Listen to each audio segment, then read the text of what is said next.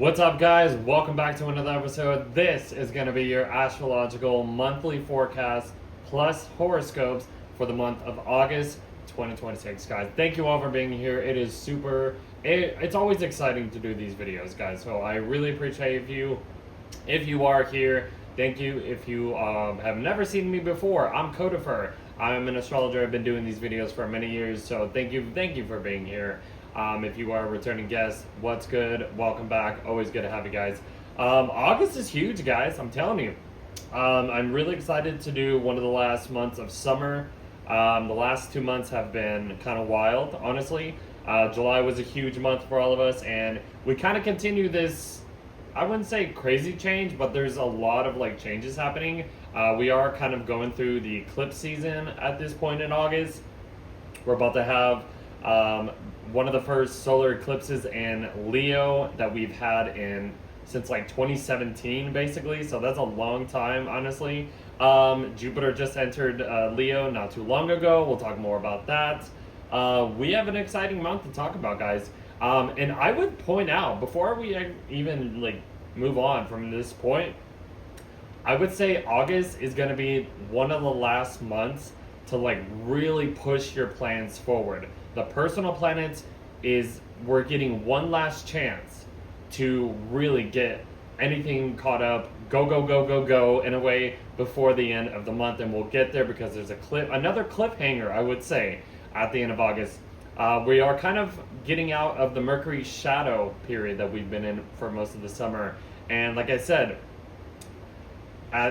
this is your last chance, guys, because we're not gonna have a go kind of month, a clear month for this, this month, probably for another year, honestly, because we have a lot more, personal planet retrograde energies, a lot of delay kind of energies happening for the rest of the year. So if you have anything planned for this month, guys, I would recommend just get it done.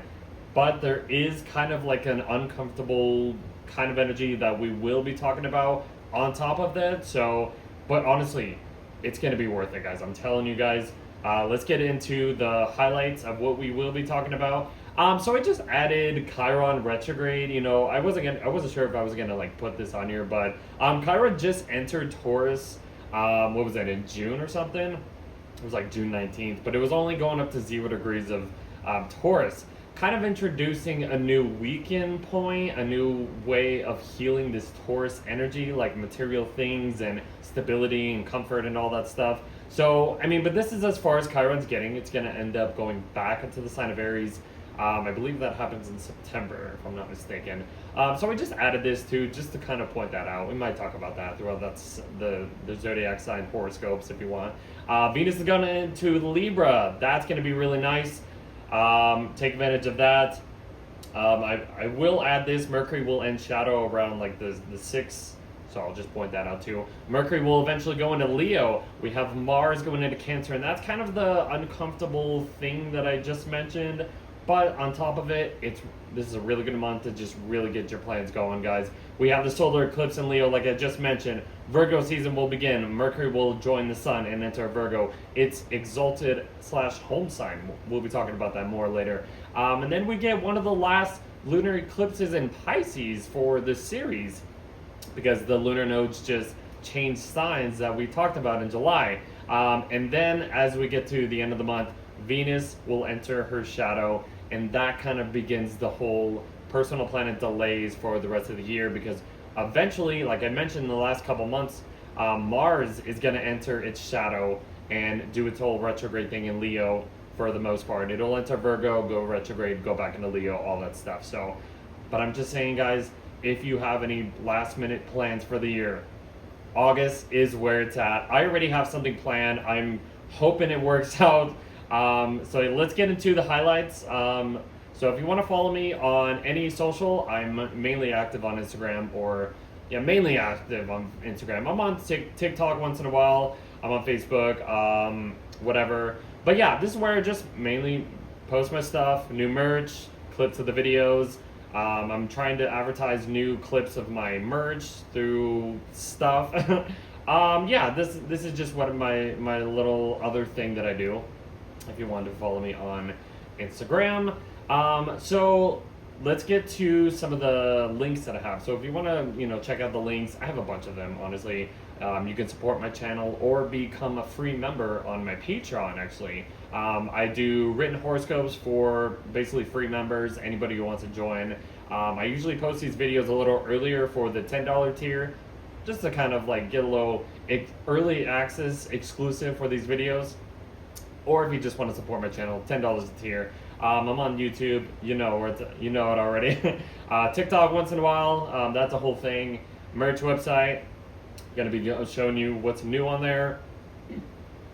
And you can also listen to these videos and stream them on Spotify, so hook your brother up. So let's go to Spotify, actually. If you want to follow me and listen to these videos, Codifers Astrology, I got all my monthlies on here. Literally the same thing that I post on YouTube, I post it on Spotify eventually too. So come follow me, support me channel, support me channel on Spotify. I can't even talk. Mercury's kind of stationing where I'm recording at this point a little earlier, so I'm trying to get this a little head start, so don't mind my words messing up. If you want to support my channel, this is Codifers Astrology on my Patreon as well. Like I said, I post all of the written horoscopes for the free members for each season. Sometimes I'll post, something to do with my merch, or if I want to add something else extra. There's the monthlies that I post a little early, blah, blah, blah. Come support the channel. I already have a few people so far.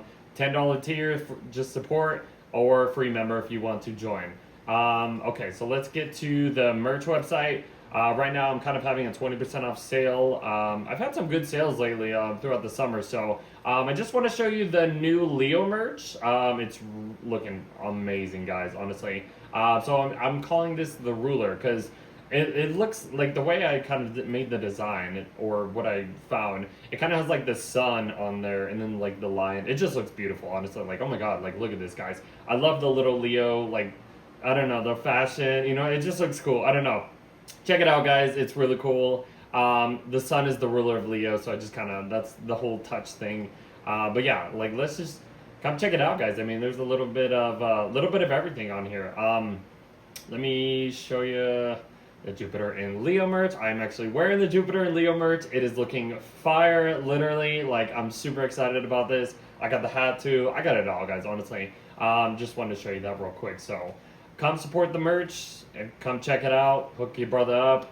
You guys won't regret it. They're really great quality products, guys. I'm just saying. Okay, so let's get back. So follow me on Instagram, Codifer, if you want to follow me, or follow me on YouTube and Spotify. Support my channel and Patreon. That is all I will say to you guys. Okay, so are you guys ready for August? I'm pretty excited about August. So yeah, I've been kind of like making music and stuff like that, like little sample tracks. So, and I don't know, I'm hoping it works out. I know I kind of I advertised and like a new song a couple months ago or whatever. But I had to like kind of adjust it and re-record it. So I'm hoping if things work out, I might be posting some new, like a kind of an EP album, I guess you could say, because I do have like 6 tracks, and I added like a little extra one, so like 7 tracks maybe altogether. I'm hoping it works out. Just to point that out there, it should be out on my YouTube channel or on my SoundCloud. So I will leave it at that. That's what I'm trying to do, because August is really good, guys. It's a really good month to just really get things going one last time. So I don't know, I'm putting that out there. Let's get into the astrology. Okay, guys, are you ready for August? So August is interesting, guys. Like I said, it's kind of interesting. It's a continuation of what this summer has been cooking up, and this summer has been bringing up a lot of crazy new like energies and stuff like that. Like Jupiter just entered Leo. Jupiter hasn't been in Leo, I should have mentioned a couple of months ago, since like 2014, the end of 2014, beginning of 2015, so it's been about 12 years. The previous time, I think it was like maybe 2002, 2003-ish time, and then like maybe 1990, 1991, so on and so forth. I just wanted to mention that because I didn't mention that in the last couple of months, so I'm going to mention it now. This is huge, though, guys. I mean, this Leo chart this Leo sector in our charts are going to be really pointed out. There's going to be, you know, the South Node technically is supposed to be there. It'll be there eventually on this software. We already went over that last month. But the Sun will be there. Jupiter will be there. The South Node will be there. Mercury will eventually get there. And then we'll have the Moon there to be eclipsed. It's going to be a huge, like, just like pointing out this Leo chart for us, but also like kind of replenishing and refreshing this energy for us. We will kind of understand, you'll understand the details as we kind of get through this month. So so the first thing, like I mentioned Chiron stationing retrograde. So like I said, Chiron just entered Taurus about a second ago, literally. It seemed like in June, but it's stationing at 0 degrees. So I don't know, I guess think about what kind of new wound, what painful thing, what thing needs to get healed in this area of our chart for us. And maybe I'll talk about throughout the 12 signs later on this video. And I should say that I usually kind of go through these horoscope forecasts 30 minutes, maybe 40 minutes tops or whatever, and then the rest of the video it's like hour and a half ish. We go through the all 12 zodiac sign rising signs, explaining what I'm talking about in the forecast, and then we get through all signs. Okay, so yeah, I don't know, maybe we'll talk a little bit more about how this could affect all 12 zodiac signs. But we'll move on. You know, Chiron will eventually get back into Taurus by April of 2027, so we'll talk more about that maybe then. The next big thing is Venus is going into Libra, which is very nice. She's getting out of her sign of fall of Virgo. She's been kind of clean cut. She's been maybe a little uncomfortable when it comes to just Venusian things, trying to make things perfect and blah blah blah, trying to, you know, all that stuff. But then she gets into Libra and she's like, oh, I'm home. I can breathe. I can enjoy my home. And this is like coming home to like let's just say you were on a vacation or something, or you were in somewhere that was kind of uncomfortable. You're coming back home from the trip. You get to your house. You're just like, oh, now I can like lounge around and actually enjoy things. Like that's kind of the vibe in a way. Another thing happening on the same day is Mercury's getting out of shadow. And this is kind of when I was, you know, planning on, you know, announcing my little, my music stuff. So I'm just, I was trying to wait till Mercury got out of shadow to actually like put it out there. So hopefully it works out, just to point that out there, guys. I would hope you guys can check it out soon. But we're done with the Mercury retrograde. You know, Mercury was entered shadow, I think like, was it like June 5th or 6th? I could be wrong about that, but around that, like the beginning of June, basically. So it was all of June. It's stationed retrograde on the 29th of June, and then it's stationed retrograde on the 29th of June, stationed direct on July 23rd, and now we're finishing up the territory that we've been going back over. So the necessities, trying to make sure every, you know, home life protectiveness has been, you know, re-looked at, basically. That's kind of the whole Mercury retrograde in Cancer. I talked about gathering all the information that Jupiter in Cancer kind of granted us in a way, for a side note. But we're done with it. You know, that's nice. We can finally move forward. Like I said, push at this point, guys, until the end of the month.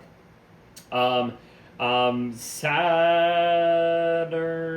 the sun is, I'm like trying to, I know, the sun is coming up to a trine with Saturn. That's really nice. You know, these planets going into Leo will eventually trine Neptune and then eventually trine Saturn, which will really stabilize what is happening, whatever long-term achievements, goals, whatever is long-lasting. And this passionate Leo energy is like really showing off what we want. And the Saturn, I mean, even though Saturn's retrograde at this point, is kind of trying to make things long-lasting. Even though it's in its sign of fall, it's not really working at its best, but we are trying to just make something happen in a way. No matter if it's quick or things have to move a little slow. It's kind of a weird energy, Saturn and Aries. So, but yeah, the sun is dominated in its home sign of Leo, shining a light, offering a guidance. Saturn and the sun are in good hands. It's like, if we want to make this stabilize this concrete, whatever it is,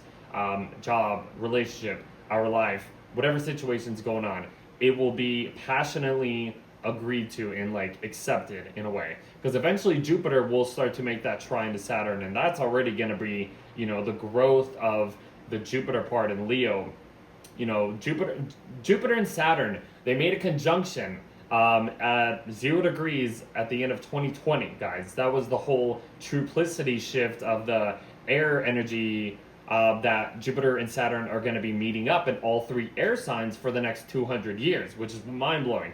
They were, like I've mentioned in many videos in the past, they've been meeting up in earth signs, the Virgo, Capricorn, and Taurus last 200 years, but then it shifted. Now we're in the air triplicity of Jupiter Saturn, which is a very social, expansive growth in some type of way, intellectual stuff, technological growths, and all that stuff. We've seen this happen kind of already in the last 6 years.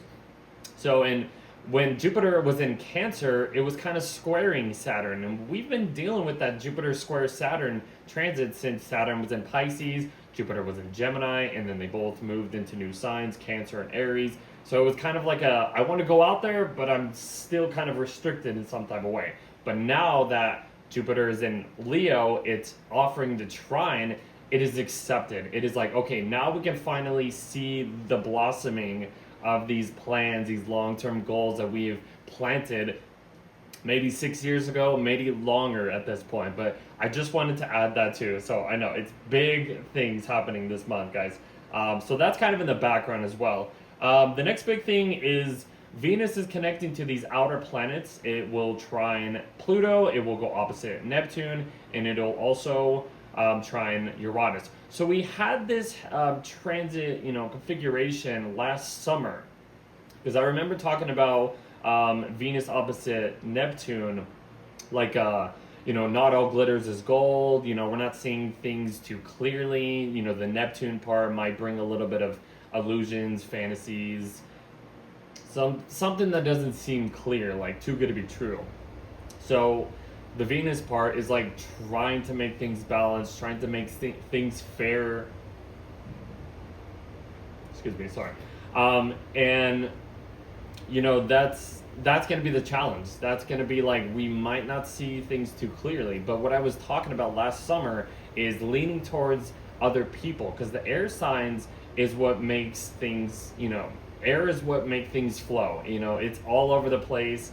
It is what connects us all in a way. So even if there's some challenging aspects happening with let's just say you and a partner, you're not seeing things too clearly, things seem a little fishy in some type of way. You're getting that gut feeling. But then you have those conversations with, let's just say, a third-party perspective, a friend. You end up having a conversation, and it's like, how do we fix this in a way? So that's kind of the whole thing. Another perspective is I've been talking about these personal planets connecting to these outer planets throughout the summer. So there's a lot of, like I said, there's global visions, achievements, goals, whatever's cooking up with these outer planets and stuff like that. The Barbo basket that I talked about in July, it's still kind of lingering, but then now we get Venus kind of connecting onto the other side.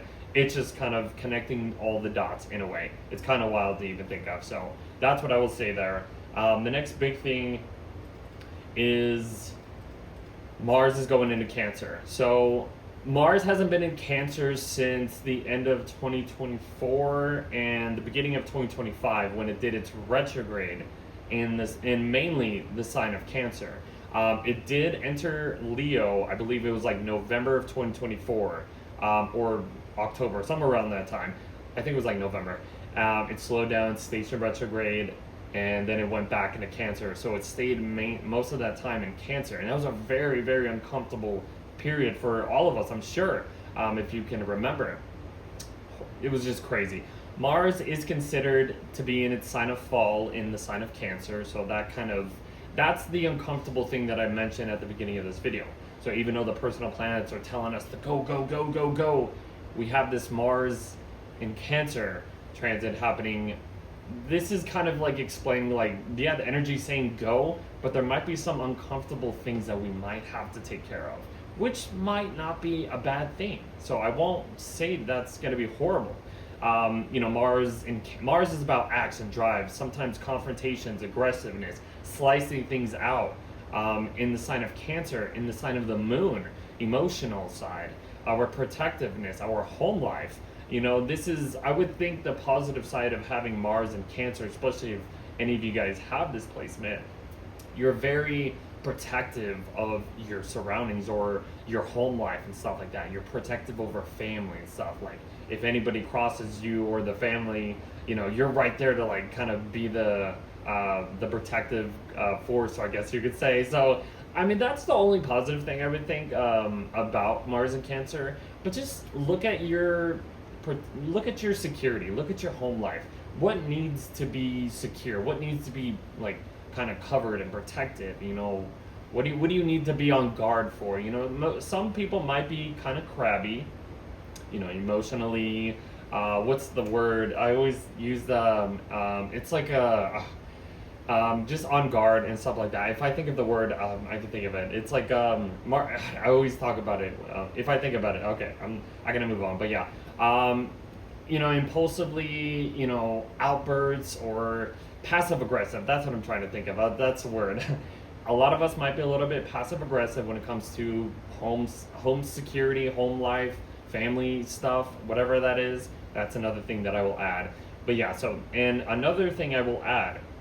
This will be the last Mars transit that Mars goes through a sign, because once Mars gets into Leo, it's mainly going to stay there for most of its time. It's going to do a retrograde. Like I mentioned, it'll go through Leo, kind of enter shadow. I think it's around 20 degrees of Leo, if I'm not mistaken. Enter Virgo by November, station retrograde in like January, and then go back into Leo like sometime beginning of next year. With Jupiter and stuff like that. I did mention that, so I just wanted to mention that. So let's see. Mercury will enter. Okay, Mercury's in Leo. Did I mention that? I might have mentioned that. Maybe. Oh, I did. Okay, so Mercury's in Leo now, and it's kind of connecting to the outer planets, the Barbo basket, like I should say. I'll just continue saying that. Mercury in Leo is very, you know, speaking boldly, speaking off just loud and stuff like that. You know, Mercury in Cancer was a very soft-spoken, very sensitive way of expressing thoughts and emotions and communication. Gets into Leo, it's bold, it's loud. It's like, you know, I'm speaking my chest. You know what I mean? You know, stand up. You know, say it with your heart. You know, if you gotta like speak something out, just boom, speak it. You know. Which could be good or bad. I don't know. It goes opposite Pluto, so that's kind of where the empowerment, the subconscious power struggles could come out at this time. Kind of watch out for that. But it'll try Neptune, that idealistic perception that we have been kind of, you know, thinking about who we see ourselves as Neptune has entered Aries and stuff like that. We have a new version of ourselves. Mercury going trining Neptune will kind of like really inflame this new, I guess, personality, image, whatever you want to call it. Like it will kind of, the Neptune part will kind of like light it up in a way. So that's kind of cool in a way. Then Mercury will eventually make a sextile to Uranus. Unexpected, you know, eureka kind of new idea, thoughts and stuff like that. You know what I mean? Like it's just continuing this, you know, like I said, this Barbo basket. And look, you know, Venus is right here too. Mercury and Venus are in a sextile. Sweet communications and stuff like that. There's just like so many things like connecting the dots and all over the chart right here, guys. So I'll just say that. We get to the solar eclipse. Yeah, the solar eclipse in Leo. Basically pretend that the South Node is in Leo at this point. Like I mentioned, guys. This is the solar eclipse in Leo. Like I said, we haven't had an eclipse in Leo, especially a solar eclipse, I should say, since I think 2017. I think back then, I remember like actually, like, I don't know, when I was with my family, we were trying to like look at like the solar eclipse and stuff like that. We created like this like cheap way of like seeing like the sun eclipse on like a cardboard or something like that. It was, I think it was kind of funny actually, but because I don't think we had the glasses at that point, so we kind of like were creative and stuff like that. I just wanted to put that out there. But solar eclipse in Leo, guys, this is where the things like really change it up at this point, guys. Like we are in the eclipse period, the funky like anything can happen kind of time. Then like usually 2 weeks or within the month of the eclipses, it's just like so much change is happening. A little bit of speediness happens. Whatever's been going on, it really speeds it up in a way. But this is the South Node eclipse, so this is like letting go of something, kind of speeding up something, like speed cleaning. You know what I mean? It's like you're trying to clean everything up, trying to get rid of certain things that you don't need, kind of like that. But this Leo stellium happening here, guys. I mean, this is huge. This is beyond huge. I mean, I don't know. I just think like we're gonna continue having these eclipses in Leo and eventually Aquarius. We kind of had that full moon partial lunar eclipse, you could say, in Aquarius at the end of July. So we're kind of at the waning point. You know, we're at the closing point of that cycle, but actually starting something bigger in a way. So, and another thing, I think the last time that the South Node was in, like I said, in Leo, and the North Node was in Aquarius, I talked about it. What was it? December of 2007, all the way to like August of 2009, I think it said. So I don't know, any big changes happening back then, almost 20 years ago, or even think about, you know, what happened maybe around 2017 or something like that. These changes are kind of brought back up to our personal lives, to the surface, but in a new light. You know what I mean? I don't know. We could talk more about this. I can go on and on about this. So, change up who you are. If you need to release some type of ego image of who you see yourself as, let it go. Change it up a bit. Maybe we need to put more of our authentic self into something much more bigger than what we expected, or just what we can imagine in a way. The North Node in Aquarius is basically forcing us, giving us this desire to go to our tribe, go to some type of technological advancement, or something just bigger. You know, Aquarius energy is about the people, it's about the collective, it's about what holds everything all together. And we are all part of this big world, universe, whatever you want to call it. So what I would explain about this South Node solar eclipse in Leo is just like letting go of that. You know what I mean? Seeing yourself in a much more bigger light than you can probably imagine in a way. So I hope that's a good explanation for this. We got to continue. So I did talk about that, the Mercury's Uranus sextile, giving us like a look at that. And Venus is right there too. Like Venus is trining Uranus. It's just all cool. It's all making sense. You know what I mean? Like connections with people. Other people can actually help us, like, I guess, shed a skin in a way. It's kind of like shedding a skin and seeing ourselves in a new light. And just, I don't know, being a part of like something bigger than what we thought we were in a way. I don't know, something like that. Mercury will eventually connect to Jupiter, and that's already just like big news as it is. You know what I mean? Mercury is kind of like a microphone, like this. This is Mercury, and Jupiter is like kind of trying to expand Mercury's mind in a way. It's trying to give a new belief system, philosophy, new perspective of, you know, if there's anything, you know, that's gonna expand, no matter if it's challenging or not, we need to understand the details of it. We need to understand how can we maneuver through this new growth that Jupiter and Leo is offering. And it's going to be in Leo until like, I think it's in like July of 2027. So yeah, this aspect might happen again, but I would just say like any big news, any details, information that you are hearing about this time, or even this is a good thing for just like a public speaker in a way. Even if it's like some, you know, world leader or something, we hear something about that around the world. I don't know. It could possibly happen.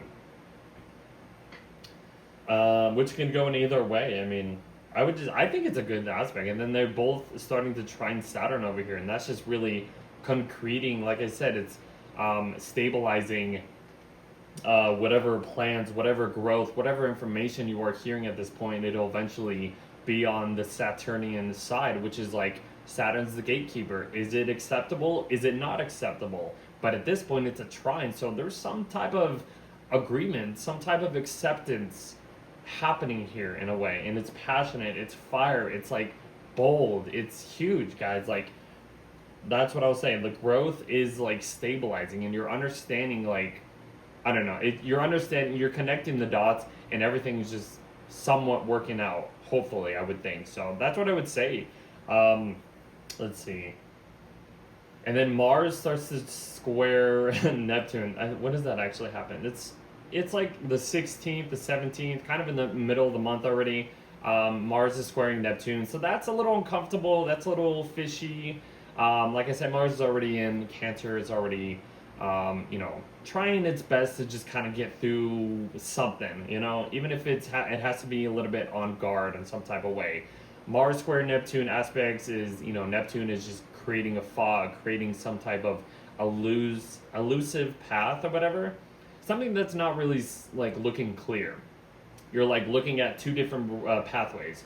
You can go down this way or you can go down this way. No matter which way you're going, there might be some uncharted territory like feeling of like, if I go down this way, how am I going to feel? What about this way? How's everything going to happen if I go down this? It's just kind of like challenging your faith in a way. I wouldn't say faith because that would be like more like a Jupiter thing, but like it's really just like challenging, like no matter what we do in life, I would think, no matter what we do, we're always going to be faced with some type of obstacle, no matter if it's like a Neptunian fantasy, a Neptunian fog or whatever.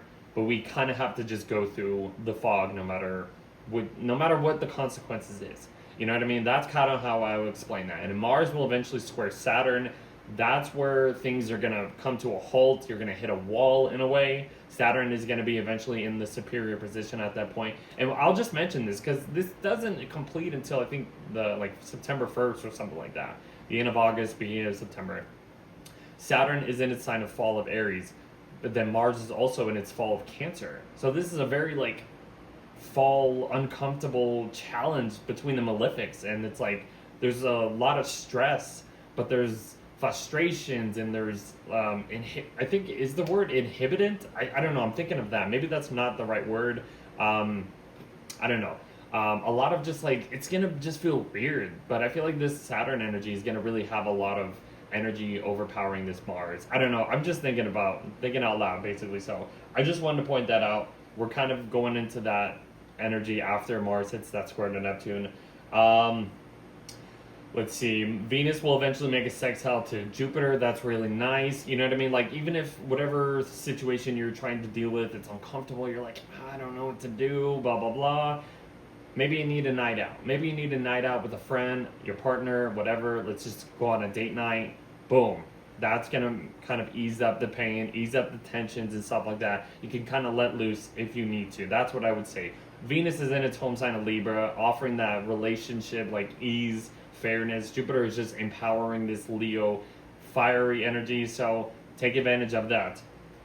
And then Venus will eventually go opposite Saturn, and it's just like, okay, the date night's over, now we have some responsible things we might have to look at in a way. That's kind of like that, you know what I mean? Maybe you spent too much money on, let's just say, a night out or whatever. You went partying, and it's just like, the next day you're like, oh man, I spent too much. Now I have to face the consequences of that. That's kind of the situation.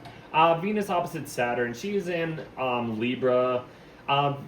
Libra is the sign that Saturn is exalted in. I will just add, even though Saturn is in the opposite sign of its sign of fall. So, I would think kind of this could be somewhat fair, somewhat good. This is just looking at our commitments, our, situations with relationships, valuing these long-term achievements, goals, whatever is long-lasting. This is a challenging, is it worth the test of time? Kind of like that situation. I always talk about that, commitments, challenging commitments when it comes to Saturn and Venus. It's a very serious tone to like, okay, we need to get down what is actually important to us. So balance out, compromise, look at your commitments, what's fair, what needs adjustments, something like that. You know what I mean? That's what I'll say. Then the sun, okay, look, now it shows the lunar nodes in Leo and Aquarius. The sun's going over the south node. That is just basically, it's at the anaretic degree, the last degree of Leo before the sun enters Virgo. The sun on the south node, letting go of some type of ego. It's literally shedding your ego in a way. The sun represents our ego. It's in the sign of the sun. Leo is just like the performance, the true authentic self, the individual. you're like ripping your whole ego out, and or something is literally forcing you to like shed a skin in some type of way. That's what I will say. And then the sun will enter Virgo on around I think it's the 22nd mainly. It's the 22nd, 23rd. That's what I'll say. The sun will enter Virgo. It gets grounded, gets out of its home sign of Leo. Like Virgo energy is about collecting the crops that we have created throughout the year. It's, back ancient times. Like this Virgo season at the end of summer would be like, okay, now we need to prepare for winter because, days are getting a little shorter. We're about to get to the equal days, equal nights and stuff like that. So this is like harvesting energy. This is harvest season in a way. Getting everything in order. This is kind of back to school energy too in a way. So like that's kind of the whole Virgo thing. Getting organized. That's kind of like the whole time where we're at.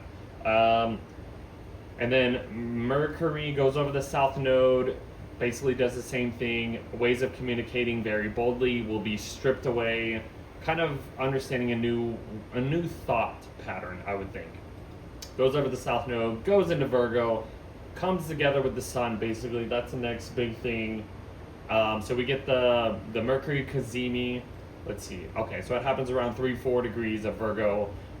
So we are basically shifting. Like I said, when Mercury's on the far side of the sun, it's shifting its perspective on something new.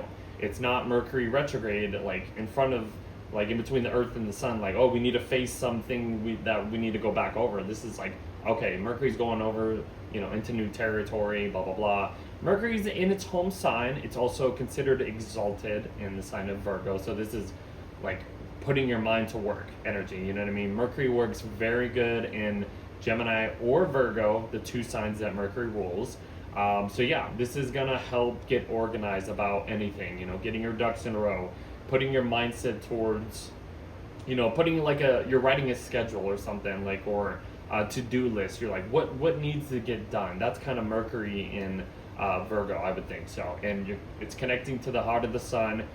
It's literally just replenishing a new vision, a new force that we can go towards in a way. And after that, we get to the lunar eclipse, the last lunar eclipse in Pisces that we have been dealing with since I think it was September of 2024 when we had the first one. Actually, it was a partial. I remember I was going live on Instagram, sharing it with whoever. I thought that was a really cool moment, and that's kind of like, that's what I'm saying. It's cool to just like look back at what was going on. I think it was like September of 2024, if I'm not mistaken. So look back, what was started? What were you kind of introduced and aware of at that point? Because it was a full moon, it was illuminating, even though it was a partial. You know what I mean? So this is the last partial eclipse. So we are kind of getting this like new illumination of like what was started. We've had so much energies in Pisces over like many years. Saturn was in Pisces. Neptune's been traveling through Pisces. We've had the North Node in Pisces. So this is like, the moon is finally here. It's full. It's at its peak, highest. We are literally like seeing everything that we have kind of dealt with. And it's time to kind of like just understand, like we're seeing like more space than what we've had in a while, because it was very crowded in Pisces, I should say. Very just illuminating like what's beyond. The full moon in Pisces is really just looking beyond our, like, it's the faith, it's the spiritualness, it's the uncharted territories that I've mentioned many times. Everything's in Virgo, groundedness. The moon in Pisces is really just showing this collective emotional, like this collective and emotional side that we all are connected to. I guess we're all one, basically. That's the whole Pisces thing. Whatever. I hope that makes sense. It is squaring Uranus though. I was looking at this chart.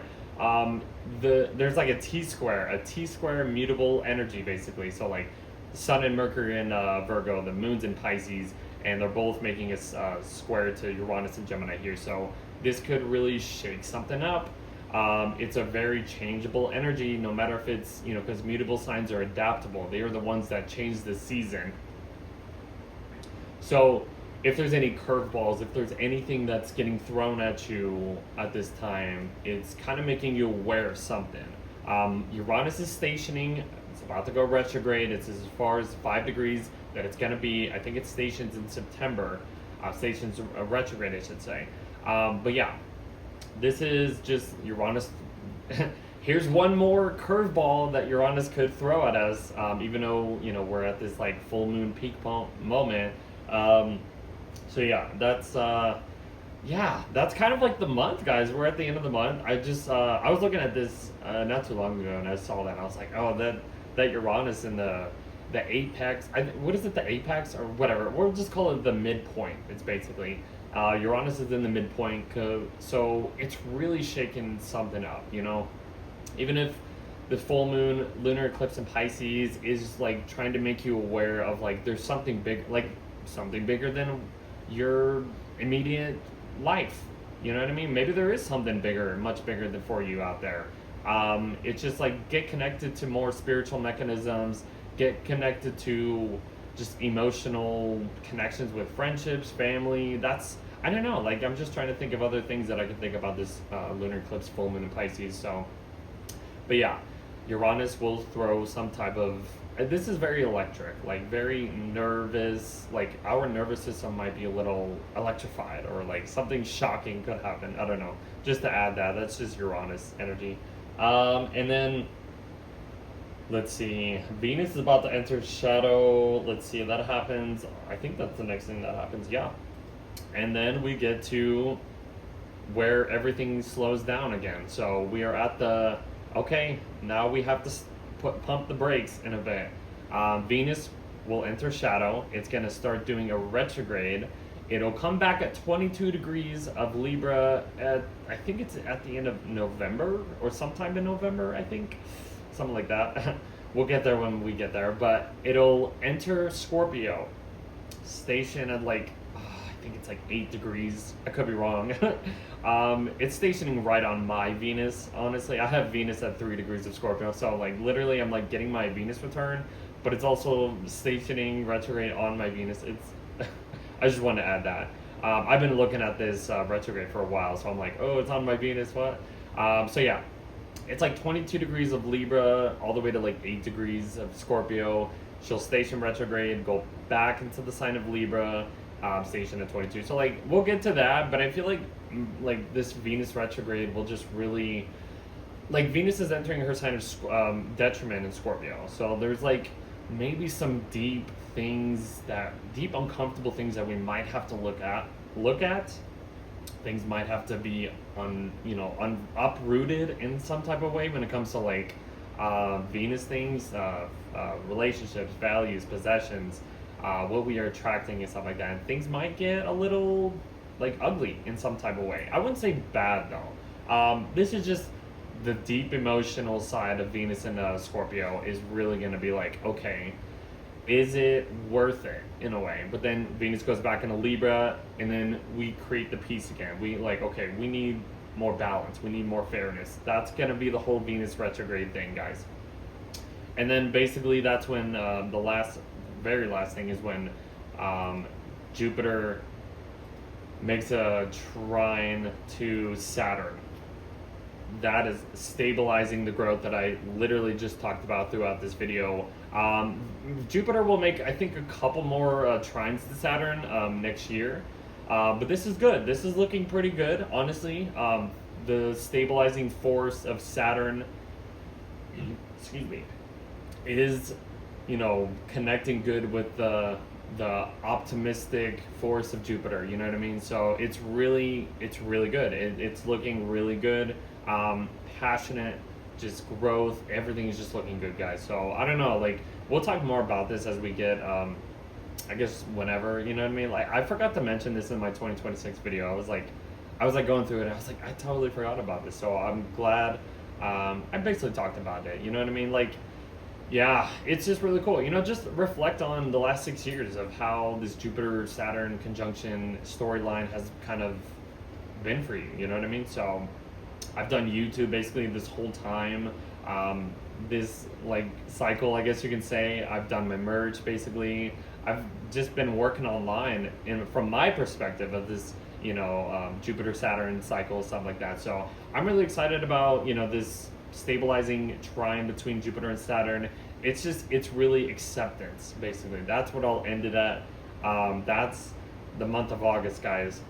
That's really cool actually to think of. So let's kind of shift into the horoscopes. But yeah, the rest of the year, guys, it's just like we're dealing with Venus retrograde. We're dealing with Mars will eventually get into Leo, enter Shadow. We'll deal with the whole Mars retrograde thing. That's going to be a whole thing. And like literally Mars is going to be, we're going to deal with like Mars retrograde from like, what is it, November all the way to like May. So that's like 6 months of that, So even when we get to like June of 2027, like we're out of it, but then we're dealing with the Mercury retrograde at that time. So maybe at the end of summer, the end of 2027 kind of looks better. That's where things are kind of like moving forward at that point. You know what I mean? So that's kind of the whole time frame that I've been looking at of like what we're kind of going into for the next year. So that's where I'll end it at. Let's shift into the horoscopes. So big things are coming, guys. This summer has been wild, honestly, I think.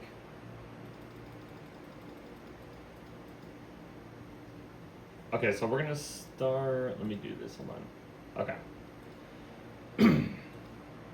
Okay.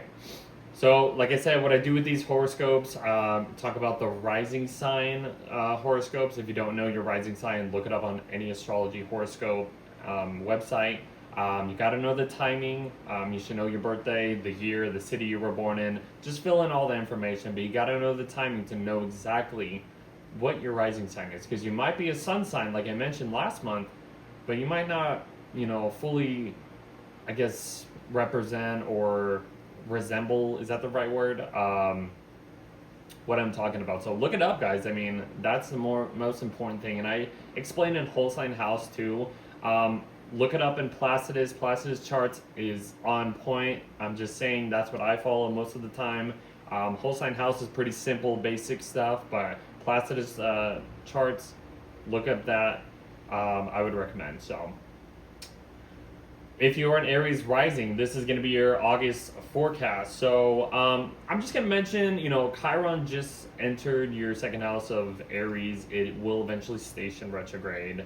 So, whatever wounds or whatever things that are popping up at this point with your material ownership, material values, financial stuff, things are gonna eventually get back here. There's been like a little touch, a weakened touch, but also making you aware of something that you can heal this financial second house ownership stuff for you eventually. We'll get back to there.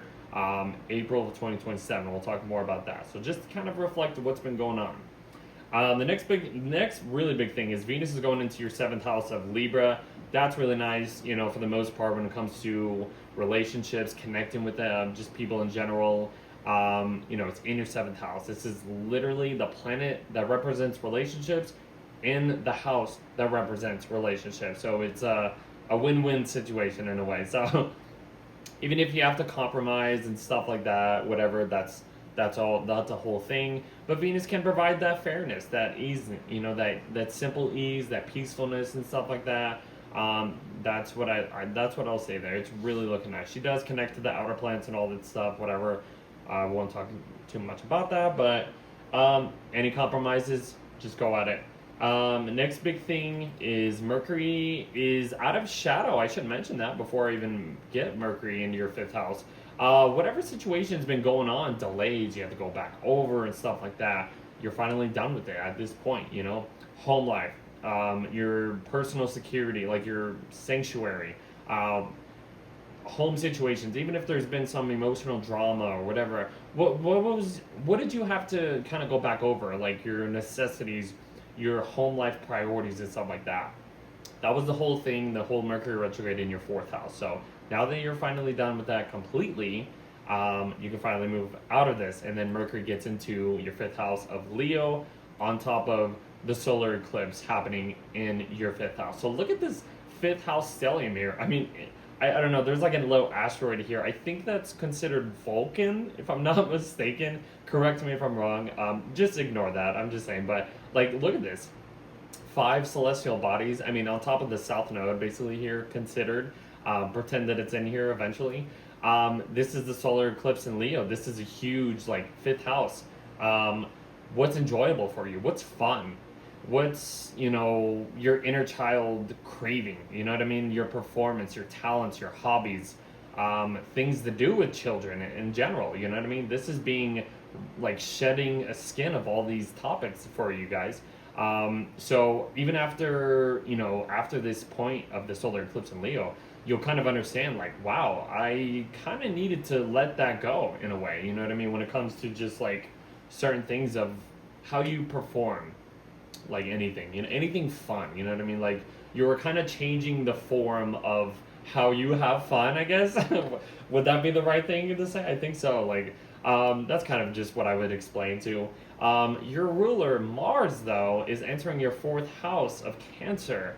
So, I mean, this, like, even though the personal planets, like, this is a very, like, last minute go, go, go kind of month, I did talk about this, like, kind of uncomfortable situation happening with Mars in your, you know, Mars in Cancer, but it's in your 4th house, so there might be one last touches, one last stirring the pot when it comes to your home life. You know, even though you just went back over certain ideas, plans, and stuff like that, there might be some confrontational energies that you might have to deal with in your home life. So just try to take it easy, I would think. It is your ruler and it's sign of fall, so I mean, just take it easy. Try not to be so reckless or like impulsively aggressive. Trying to, you know, overprotect certain things in your home life or your family, or I don't know. That's what I will say there. So just kind of take it easy. Yeah, but for the most part, I think it'll be a good time to really look at your home life and what can you protect, what can you like guard in some type of way, like in order for things not to get too crazy, I guess. But I don't know, that's something else I could say.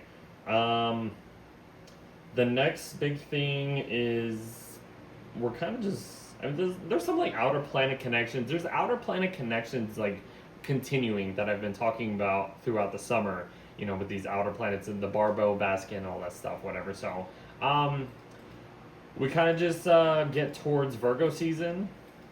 Let me try to adjust this real quick. I think these horoscopes would be kind of quick for the most part. I mean, there's a few things happening, you know, blah, blah, blah. The South, like the Sun and Mercury will go over the South Node, blah, blah, blah, refreshing, like more shedding of the skin, basically.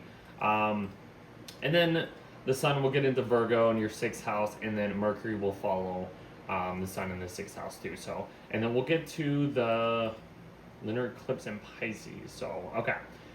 So Virgo season's here. I mean, these planets are moving into your 6th house of like work, your daily grind that you need to take care of, what's a necessity for a daily live-in and stuff like that. That's going to be the whole thing, you know, get organized. Mercury is exalted in the sign of Virgo, kind of offering that clear scheduling in a way, like your to-do list in a way. And 6th house is basically about your scheduled life in a way, you know. You got to make sure your ducks in a row. You got to make sure you get to this appointment, or you got to make sure you're on time for this thing, or blah, blah, blah, blah, blah, something like that. Physical health as well, your health situations. You might have to look at some health injury or whatever it is that you're dealing with or whatever. And then you get the full moon in your 12th house in Pisces, the partial lunar eclipse, the last one of the series. And that is just like, it's in your 12th house. So it's illuminating something that's behind the scenes. Every time I say a full moon in the 12th house, it is like literally the sun is shining a light in this dark your attic, your closets, or whatever, the basement or whatever of your life or whatever, and what's in here, what needs to be cleared out, what needs to be looked at, what do you need to be aware of. And maybe there's some mental, physical health situations that you need to balance when it comes to this point. Spiritual mechanisms can really make you aware of just some type of release, some type of purging, some type of extra shedding the skin, like ripping something out. Just kind of cleaning the closet, you know what I mean, of who you are. That's what I will say there. But yeah, that's kind of like, and then let's see.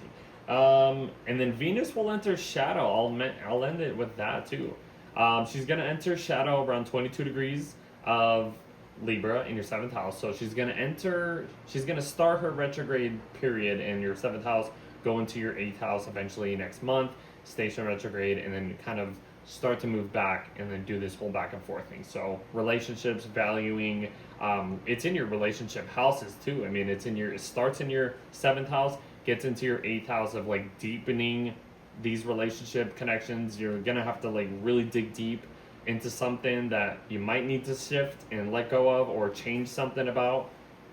We'll continue that as we get there too. So, and then I want to just leave this Jupiter-Saturn trine happening here. So reflect on the last 6 years of what started when Jupiter and Saturn connected at 0 degrees of Aquarius. We are at this acceptance point. We're at this like growth that has been that you've been maybe stabilizing. Maybe Saturn in your 1st house has been very heavy. You have to be responsible in your impressions, but then Jupiter is offering more funness, more enjoyment. Like, let's kind of create some type of growth when it comes to just passionate energies. It's in fire signs. This is looking good for the fire signs too. So I don't know, I just wanted to end that. So 5th house, 1st house stuff. What can you grow into when it comes to your talents, passions, hobbies? That's what I'll say. So I'll see you in the next month.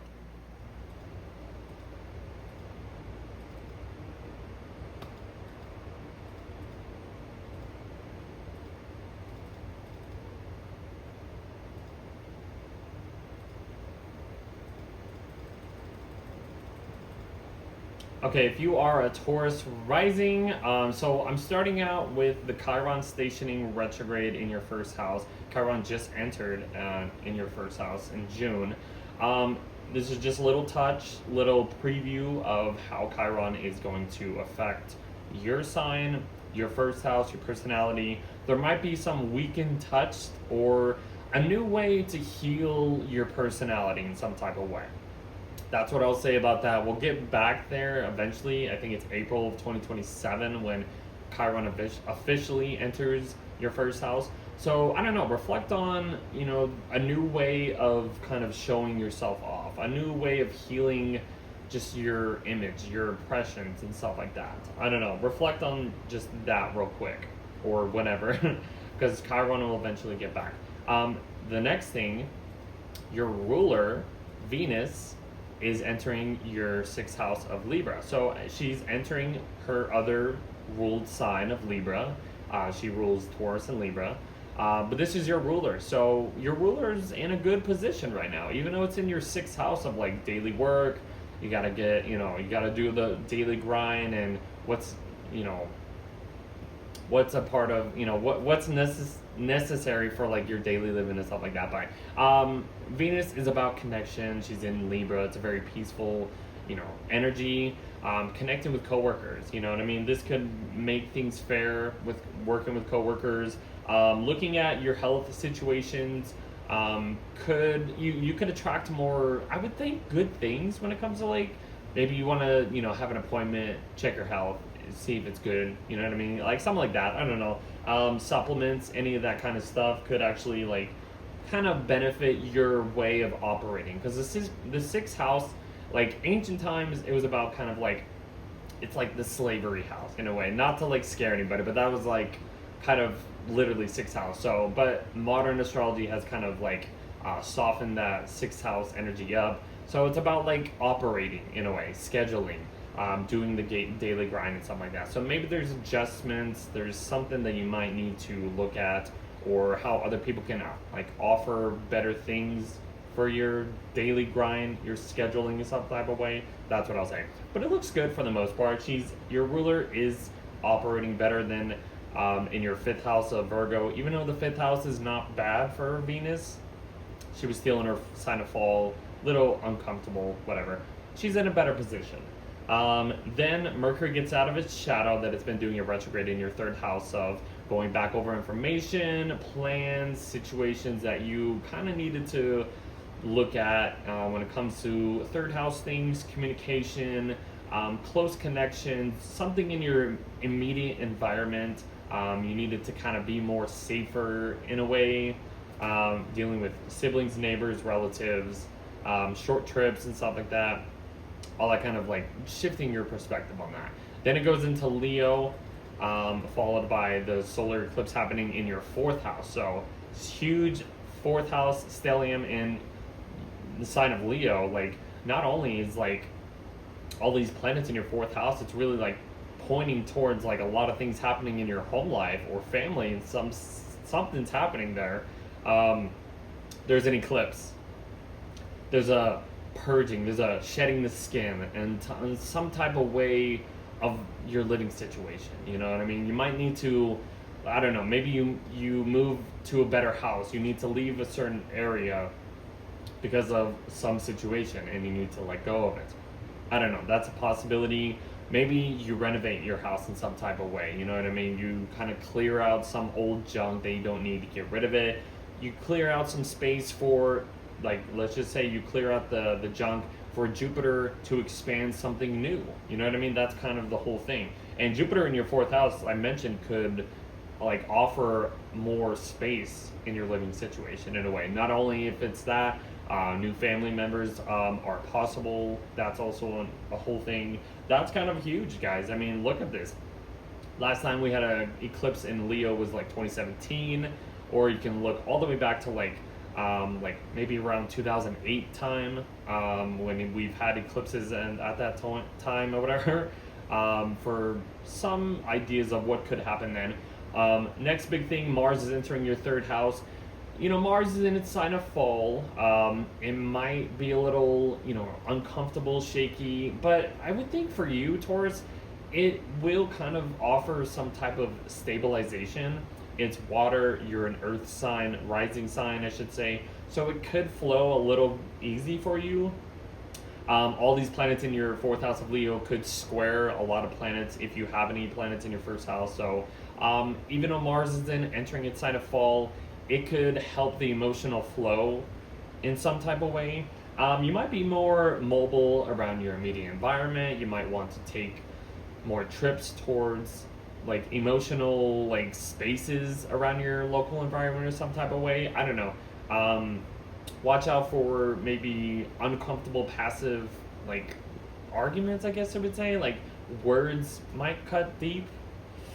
I don't know. I'm just spitballing here. It might not be that bad. Maybe you just have to be careful for the most part. It's Mars in Cancer in the way, Remember last time Mars went in Cancer was like the beginning of 2025. We did the Mars retrograde thing. That was probably more uncomfortable than it will be this time around. So I don't know.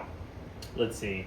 Just like some writing project, you might be passionate or have a little bit of a drive to be more connective, to take short trips. I don't know, do things around with family members around in your immediate environment, something like that. I don't know. It could go either way, but try to take it easy, I would think, for the most part. Some outer planet stuff happening, but then I think after that everything just goes into Virgo. The Sun on the South Node shedding some type of letting go of one last thing before it enters Virgo, your fifth house. Mercury will do the same thing. Whoops. Let me adjust the chart. Try to get to the end of the month. Okay, so Mercury and the Sun are in your fifth house of Virgo. So this looks good. This looks better than maybe having Venus in your fifth house. Let alone Mercury's exalted in its home sign of Virgo. That looks really good. It's forming a trine. It's in another Earth sign, so this could actually flow a little easier for you for this month. once we get into the Virgo season. Fun, what's fun to you? You know what I mean? The spotlight is in your fun house, you know, and Mercury's there too. So your thoughts, your plans, your, you know, what can we do to, you know, have fun? You know, writing projects, hobbies, creative talents, any inspirational things like entertainment and stuff like that. Entrepreneur things, you know, that's going to be the whole theme for you during this month, which is cool. You know what I mean? So that looks really good. Let's see. Then we're at the end of the month. We have the lunar eclipse full moon in Pisces in your 11th house. These look good for you guys, honestly. Like the earth signs and the water signs, like, you know, you'll get your periods of time where things are kind of in good form, in good ease for you. You know what I mean? So I would think this could be really good. The moon is shining a light in your 11th house of, you know, friendships, communities in general, opportunities, aspirations, lifelong goals, huge financial gains from career in some type of way, all that stuff. This is just really like, this is one of the last eclipses in Pisces, so understanding this 2-year period that we've kind of gone through and looking at this 11th house for you, like how have your friendships changed? How has your like way of community service changed? Like groups of people, how do you see yourself in groups of people compared to like a couple years ago? You know what I mean? That's kind of the whole like being aware of something, about it, like a completion in a way. I can't even talk sometimes. And then your ruler enters shadow at 22 degrees in your 6th house. It'll eventually come back here. It'll enter Scorpio in your 7th house, stays in retrograde, go back into your Libra 6th house, and do a little, you know, flip flop, you know, going back over something. So I would just say kind of hold on any delays when it comes to like any scheduling, any work situations, contracts. Hold on for now until Venus leaves her shadow, like later on this year. So that's kind of the whole vibe thing. And then the Jupiter Saturn trine is happening here. Saturn's in your 12th house. Even if there's like there's some spiritual work that needs to be done for you, Jupiter and Leo can offer that acceptance, that little ease. Like they're in like Jupiter's in your home house, whatever, and Saturn's in like the behind the scenes house. So these are like kind of like considered water houses, behind the scene houses. Reflect on the last 6 years of how this growth has kind of developed for you in a way. So I don't know. That's where I'll leave it at. I will see you in the next month.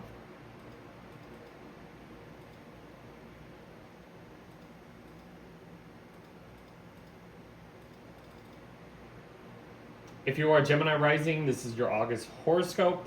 So the first thing I'll mention, Chiron is stationing retrograde in your 12th house. So this weekend touch, but this new way of healing this spiritual side of you. This is behind the scenes. It's in the 12th house. This is like your addict. You know what I mean? The addict, your basement or whatever. Things that are behind the scenes, and you were probably getting like introduced to some type of way of healing this area for you. We'll get back to this eventually at, I think, like April 2027 to really talk more about how this will develop, unfold over time. But kind of just reflect on, you know, is there been some type of mental health, spiritual like suffering, seclusion, isolation, some type of addiction maybe, let's just say. The Chiron can really help heal and transform this new area for you. That's where I'll leave it at. The next big thing is Venus is going into your 5th house of Libra, which is really nice. Actually, it's offering that air sign energy, so this is the flow. So this is looking really good though, you know. Venus does really good and finds her joy in the 5th house, so this is one of her favorite houses to be in, let alone one of her favorite signs to be in a way. So this looks good, you know, for you guys. What's fun? Your inner child, fill it up. Like, feed your inner child as much as you can. You want to go party and mingle? This would be a great time to mingle with anybody. new romantic interests. If you are single, that will be a great time too. Entertainment, creative hobby, just anything that's just fun. You know what I mean? That's going to be the attraction. That's going to be the easing flow and stuff like that for you guys. It will be trining your first house if you have anything in Gemini, which is also another plus. So that's looking really good. Mercury, your ruler, gets out of its shadow period that it's been going back over in your second house of Cancer over this past summer. Financial stuff, ownership, possessions, values, just what you need to survive. And this has probably been a more emotional necessities, like I need to get my things in order, like what is important to me for my way of living. And now that we're done with that, you can finally move on and get away from that stuff. And then Mercury, your ruler, goes into your third house, followed by a solar eclipse happening in your third house. So a lot of things may be happening around in your changes in your immediate environment. The ways of communicating, the way of like short-term trips, dealing with siblings, relatives, any writing projects, rituals, connecting with just people, education, basic education and stuff like that. Like the third house has a lot of like just a lot of things, a lot of topics to talk about. So, yes, your ruler Mercury's getting into, more talkative sign, very bold, easy flow. It's in a fire sign, flaring up this air energy or just flaring you up in some type of way. A lot of changes happening in your immediate environment as well. So just you'll see eventually the changes over time of what has been changed or shifted or whatever. Huge things happening in your immediate environment, I would add. Mars will eventually go into your second house to kind of mess up everything you just had to go back over with the Mercury retrograde. I'm just kidding. But Mars is entering its sign of fall, so I mean, there's some type of uncomfortable passive aggressive energy that comes with the Mars in Cancer transit. But for the most part, I mean, I would just say for the positive note, learn to if you have any cracks or if there's any situation that you need to protect, and when it comes to your ownership, what your priorities, your values, possessions, all that stuff, I would think Mars and Cancer in your second house can offer that guardingness in a way, ooh, that's mine, you don't want to mess with that or something like that, I'm gonna be on guard and stuff like that. I don't know, it's a very protective, you're protective of your ownership of your financial stuff or whatever. I don't know, something like that. Spending money could be a little bit of a theme that you might want to do. Mars is about cutting things out, so this is ooh, I want to spend a little bit more and stuff like that. So I don't know. This could also give you the energy to maybe invest your savings into something that could feel more protected for you and secure. That's what I'll add. We'll leave it at that. Okay, after that, I think there's just some outer planet continuations happening throughout this month. And then I think everything just starts to go into Virgo. Let's see, the sun will go over the south node to really, let go of some type of ego, way of showing it your light, whatever. And then Mercury goes over the south node again. Your ruler goes over the south node, thoughts, details, letting go of ways of communicating. Maybe you were more bold, and now it's let's not be so bold. We can let that go. And then Mercury gets into a more workable sign, its exalted sign, its other ruled sign of Virgo, ruled by you, Gemini Rising. So your ruler is in a sign that it's working pretty good. You know what I mean? I did talk about Venus ruling. Signs will be offering pretty good energies on that. And it's the same thing with the Mercury ruled signs as well. So this is in your home life. Your home life is being focused at this point. Maybe there's some renovations, there's some new ideas that you might want to kind of, change up in your home, something like that. We get to the full moon lunar eclipse, one of the last eclipses in your 10th house of Pisces that you've been dealing with for the last 2 years at this point. Reflect on that. The full moon in Pisces, let alone lunar partial eclipse, whatever, I feel is literally giving you letting you, making you aware of all these changes that has occurred in your 10th house of like your public image, your reputation, something to do with like some career situation or whatever, the structure of your life and stuff like that. Reflect on how much has changed in the last 2 years for you guys. This is also, Uranus is in kind of like the midpoint of this eclipse.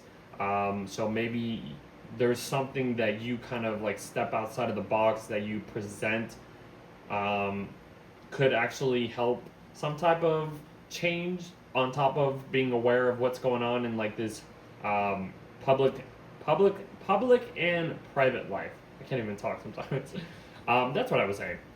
But yeah, home, public life, a lot of changes, a lot of awareness. That's kind of happening at this point.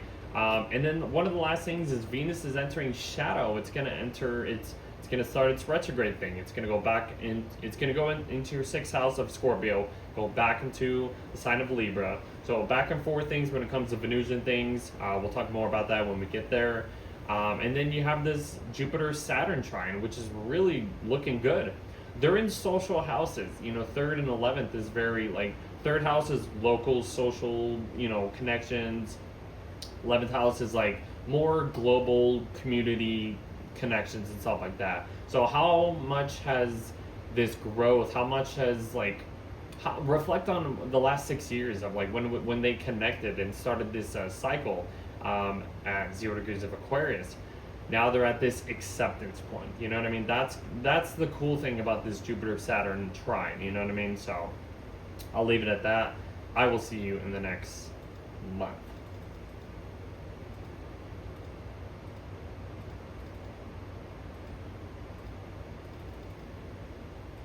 Oh wait, right there.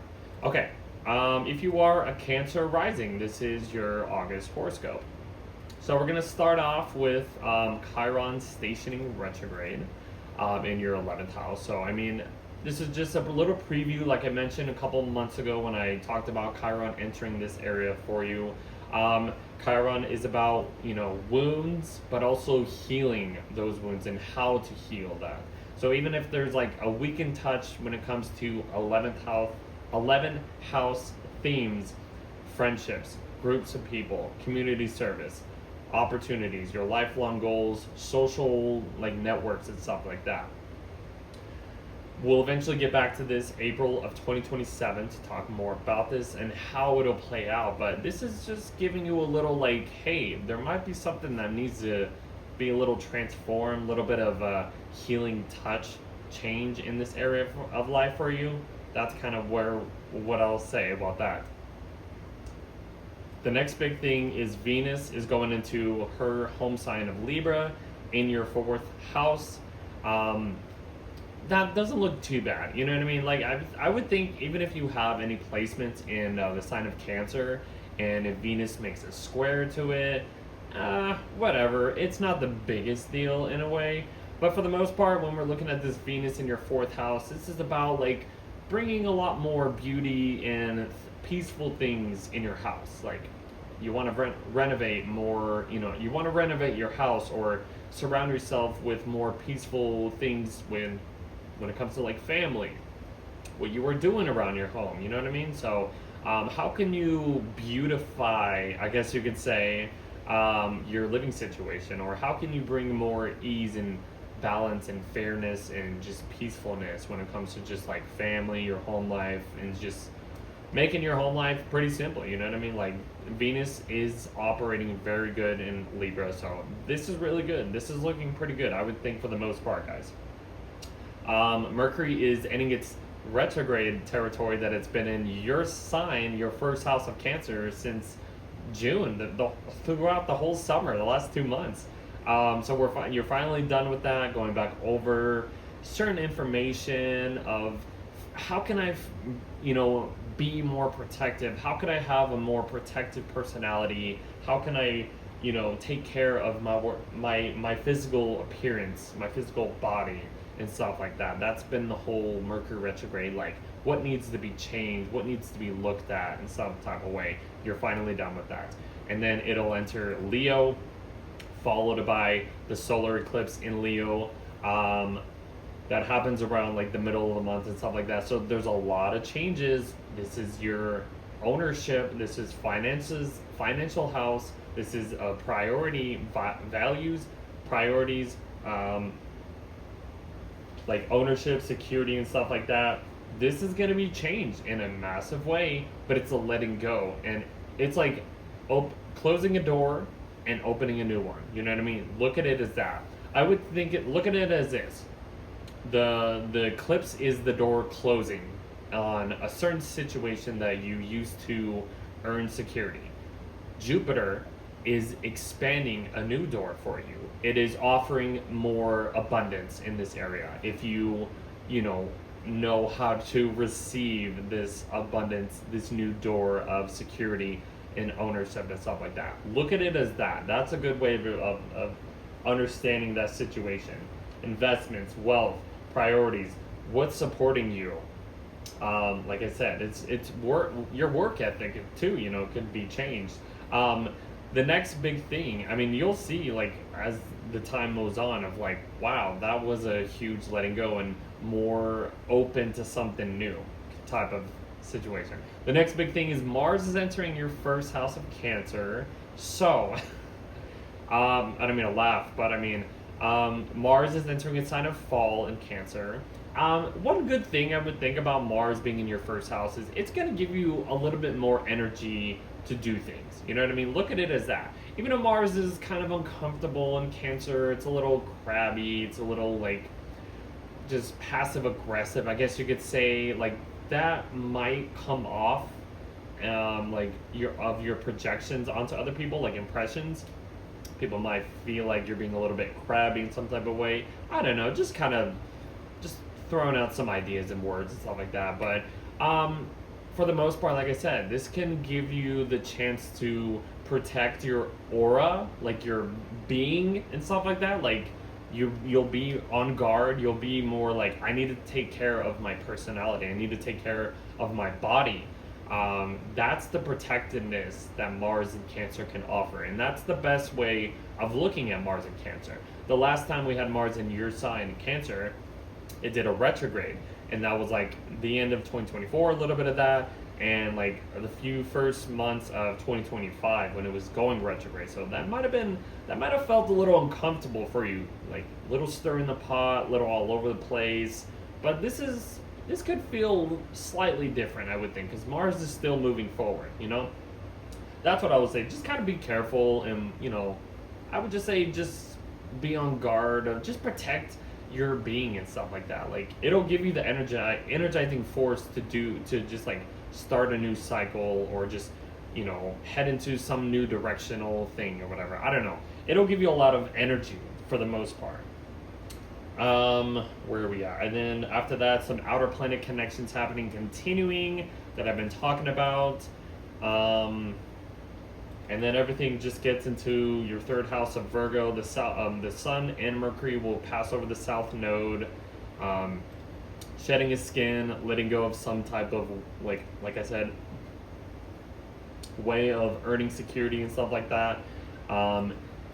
Then let's see, Mercury goes into your third house. Let me see if it'll let me do this. Okay, we're gonna end it right here for now. So, so the Sun and Mercury are in your third house. Mercury is in the heart of the Sun in your third house. So this is like, Mercury's already working in good, better basically.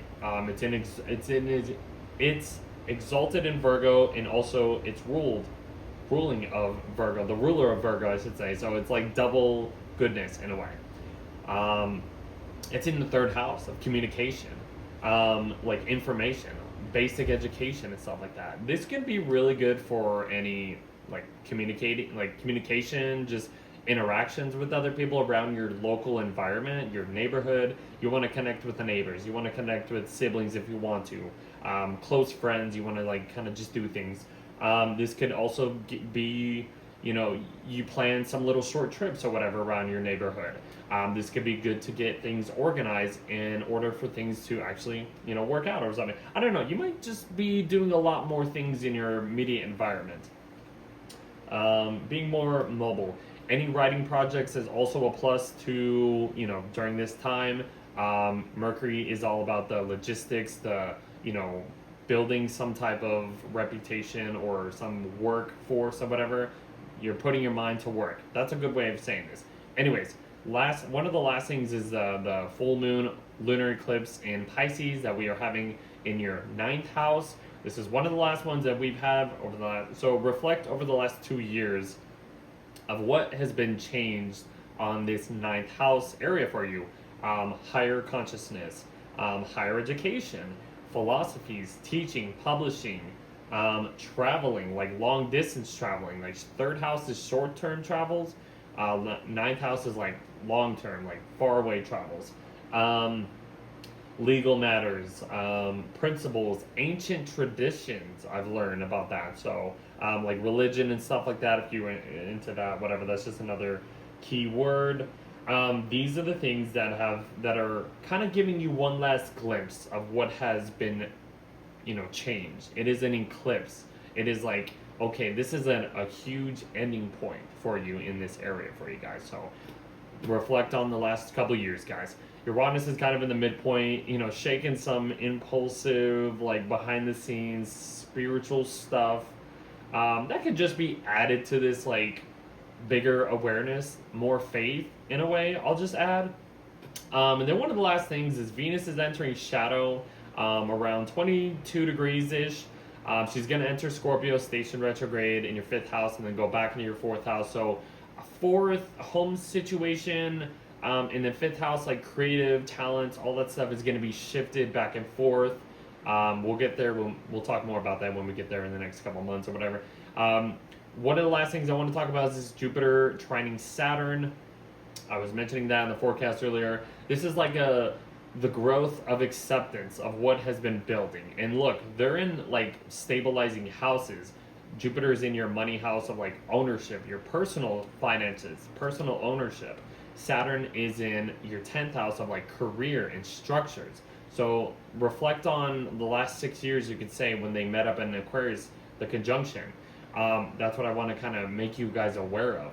And yes, Saturn in your 10th house, it might feel a little heavy. You might have to be like, I need to have a solid reputation in order for like my life to, like this career to last or whatever, or reputation to last. But this looks good. This is more acceptance of, like, I would just say, building material long-term success, I would think, in a way. Like, just to add that, and I'll leave it at that.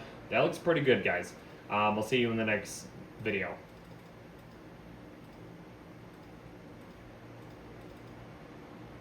If you are Leo Rising, this is your August horoscope. So let's see. One of the first things I was talking about is Chiron stationing retrograde in your. Hold on, let me get to. Okay. Chiron stationing retrograde in your 10th house. So there's like a little new touch on this public image, you could say. Career situations, your reputation, the way you structure your life. There's a little weakened touch, but also it's helping you to be aware of like a new way of healing this area of life for you. We'll get more to that officially in April 2027, but this is just a little preview. You know, we'll talk more about that later. I just wanted to kind of start that off of your horoscope. Okay, next big thing is Venus is entering your 3rd house of Libra. She's entering her home sign. This is going to be good for local connections, interactions, doing some like short trips, maybe spending time with, you know, like siblings, relatives, any neighbors, or whatever you want to do. 3rd house can be a little local, you know, interactions. There's going to be a lot of interactions for you, whatever, connections or whatever you want to call it. Very social, like even social media could be, you could be more active, or you could attract more connections. I don't know, something like that. Mercury is the next big thing is Mercury is ending its retrograde shadow that it's been in your 12th house over the last couple months. So you're finally done going back over some like spiritual ways of taking care of yourself, healing some mental issues or whatever situations that's been going on for you. You can finally move on. Mercury enters your 1st house, followed by this solar eclipse, huge stellium happening for you, Leo Risings. I'm just saying, this is wild for you. This is really big. huge purging moment, huge shedding the skin. You know, you are really, not only are you starting a new cycle, having your ruler, the sun, go through your first house. You've had your Jupiter just entered this first house for you, making more, you know, abundance for your personality and shining your light from a bigger light in a way.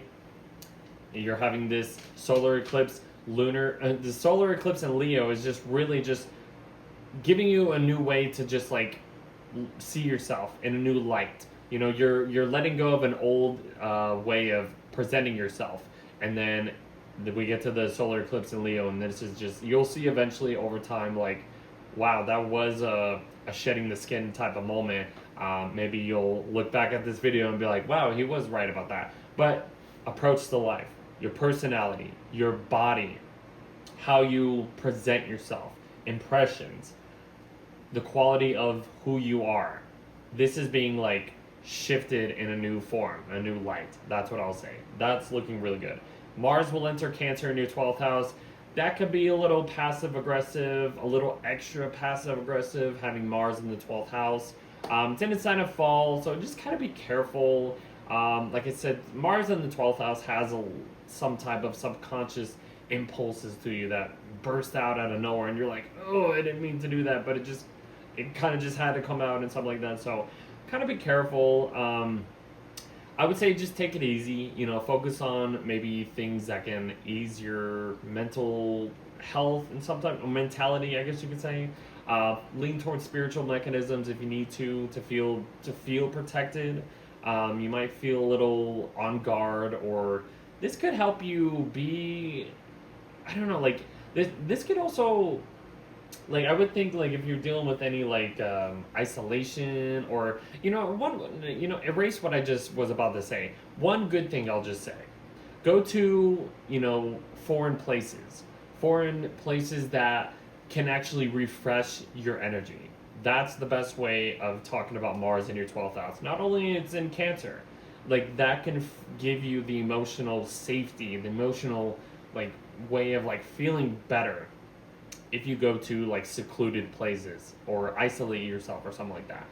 You go to some foreign land or some isolated place, or like let's just say you found this isolated lake, and it feels good being there. It's in nature. You're just like, like that can re-energize your forest or whatever. I would think about, look at it as that too.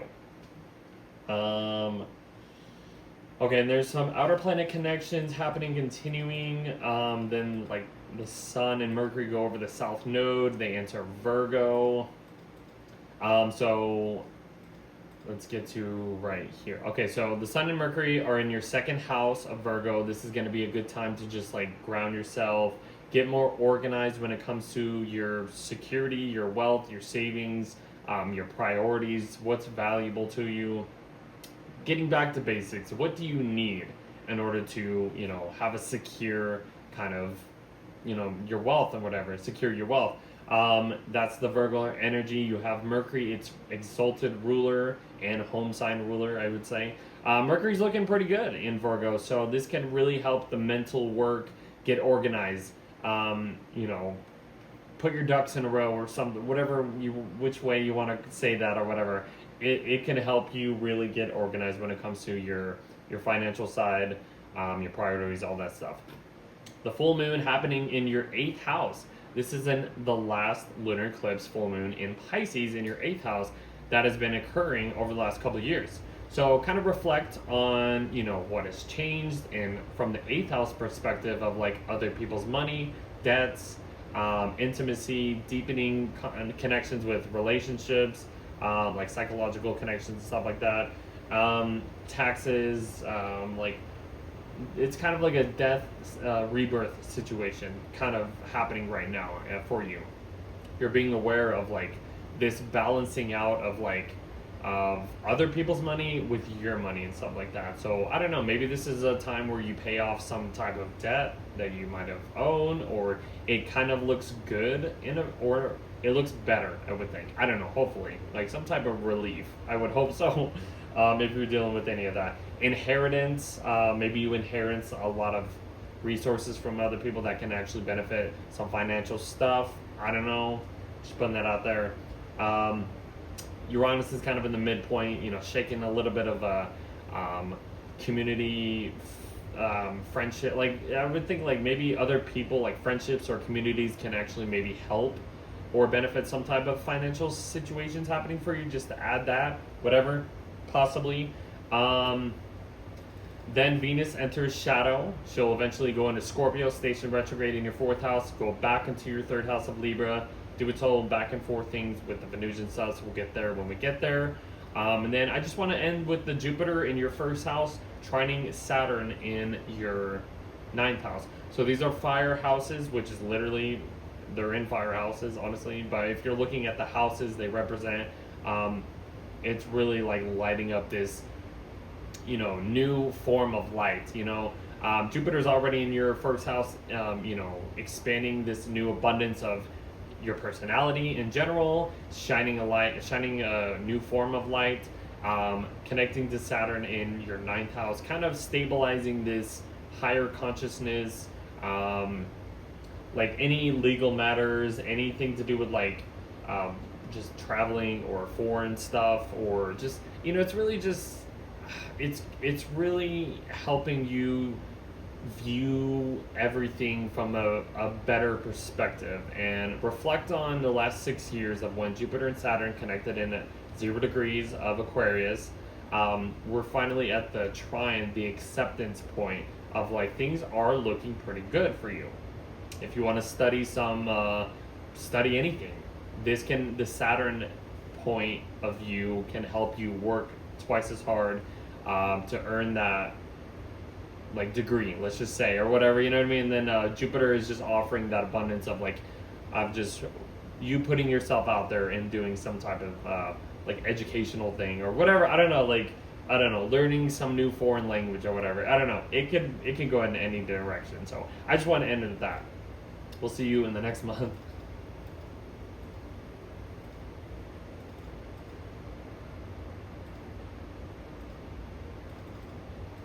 Okay, if you are a Virgo Rising, this is going to be your August horoscope.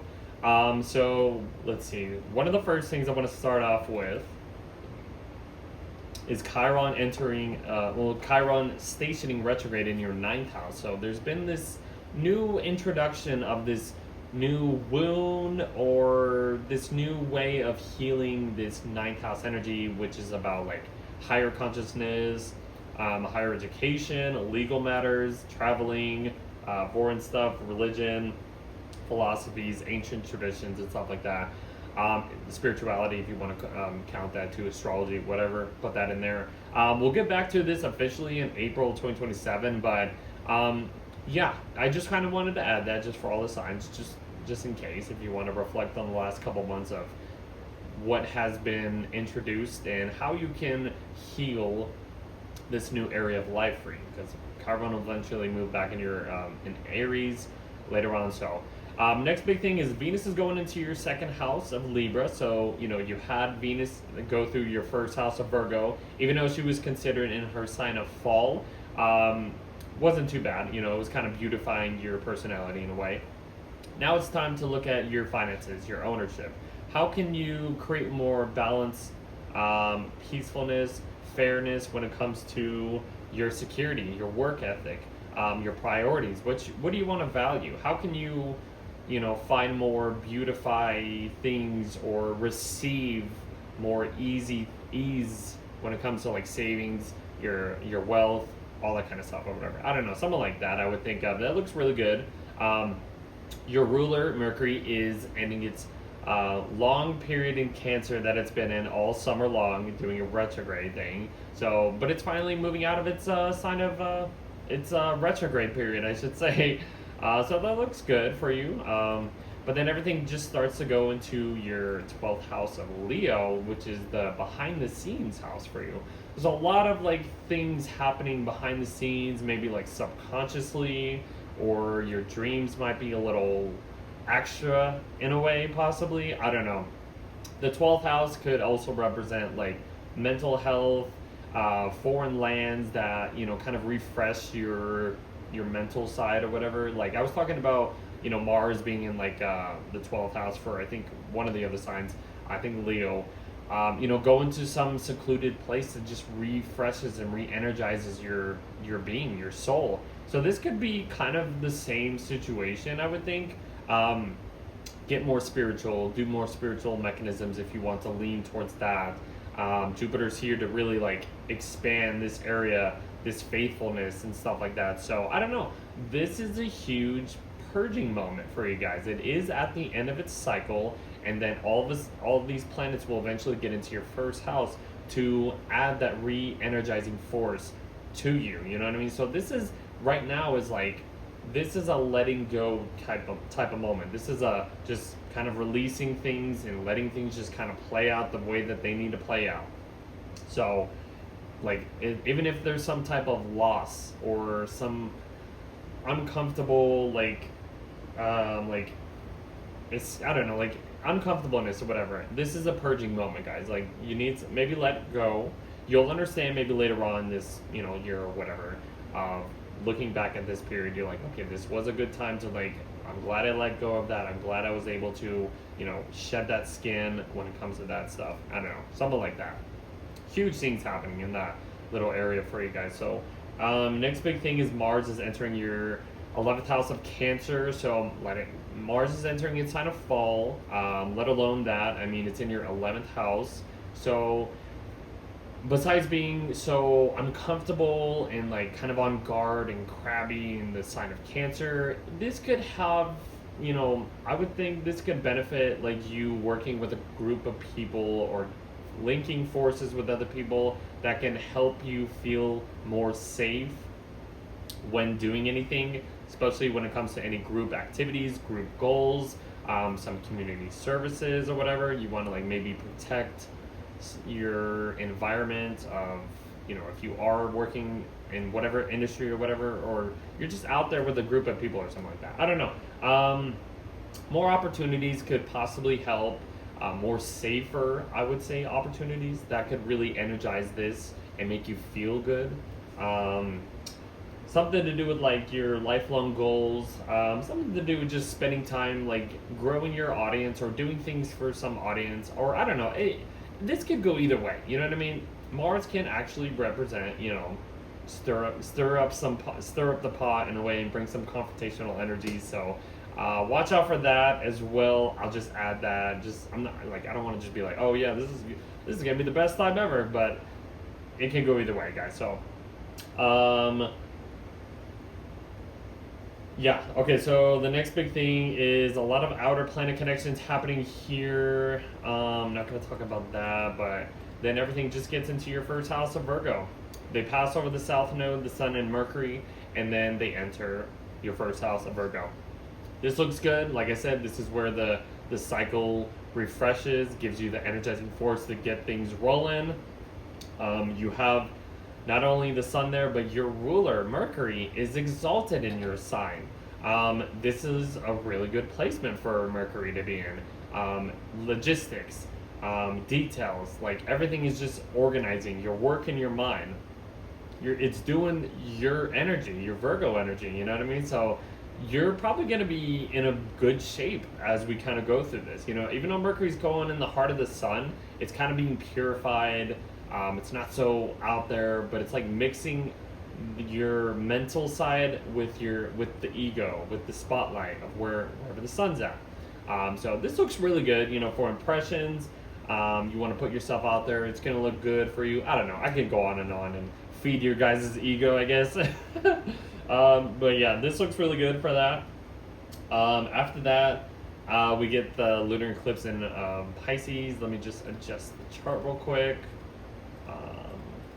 So we get the lunar eclipse in Pisces happening in your 7th house. So this is one of the last lunar eclipses in the sign of Pisces in your 7th house for you guys that you've had over the last couple of years. So reflect on this. You know, this is a house about relationships. How has your relationships changed? How have they? Did you have to let go of you know, certain relationships, or how has any business contracts or partnerships, commitments, any of that stuff, how has that changed? You did have a lot of energies, a lot of planets in your sign of Pisces over the last many years, and I've talked about like very like restrictions and like fantasies, just like kind of creating boundaries in some type of way. Like these are the themes that you could probably reflect on and think back of how things have developed over time, something like that. So that's what I will say there. Connect with relationships, you know what I mean? This can really, I guess, create the balance. You want to connect with an old friend or some type of like, I don't know, any relationship, you know what I mean? This could really help you like find the middle ground that you might are looking for. I don't know. This can be anything though. And then Venus will enter shadow in your second house, so there might be some financial security, saving, wealth, priorities, stuff like that you might want to pay attention to as we go through this Venus retrograde situation. It'll enter Scorpio, I think next month maybe, and then it'll station retrograde, go back into the sign of Libra in your second house. So third and second house for you guys. That's kind of where we're kind of rolling into. And then one of the last things I want to just mention is the Jupiter trining Saturn. They're in kind of behind the scenes water houses or whatever. Jupiter is offering this like more faith. Like I just mentioned, more faith, more spiritual abundance. It is trying to grow this area for you, your belief systems in some type of new form.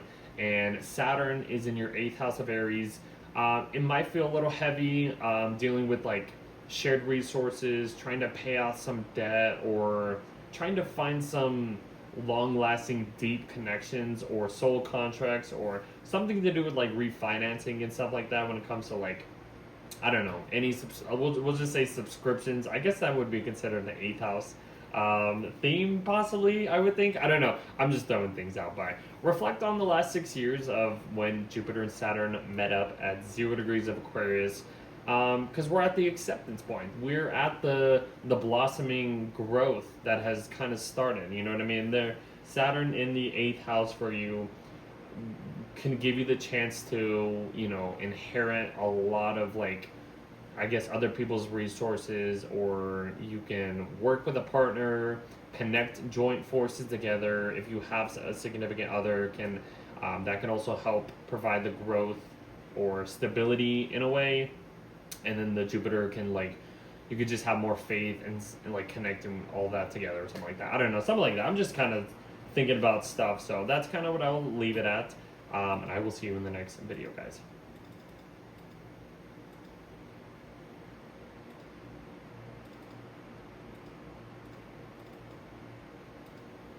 For Libra Risings, this is your August 2026 forecast, or horoscope, whatever you want to call it.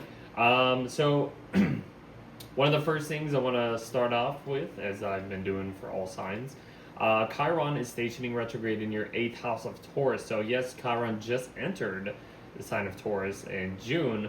You're kind of being introduced of this new wound, but also this new way of healing this area of life for you. And this is in your 8th house of shared resources, intimacy with a partner or just anybody.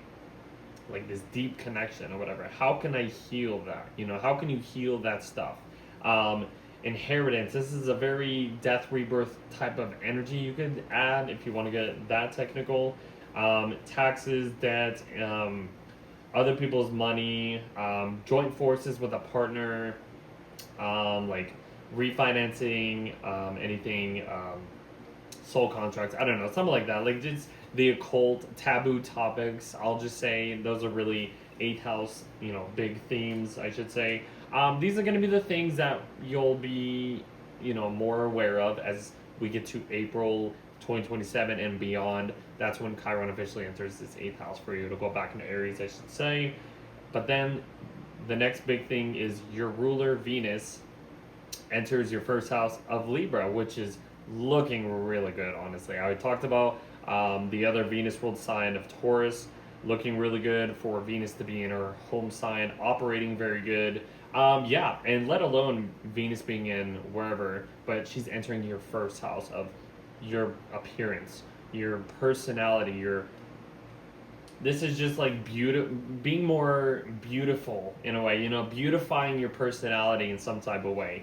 Having a more peaceful fairness, kind of connection or impression, I should say, because it's in your first house. This is how people are viewing you, the quality of your appearance or whatever.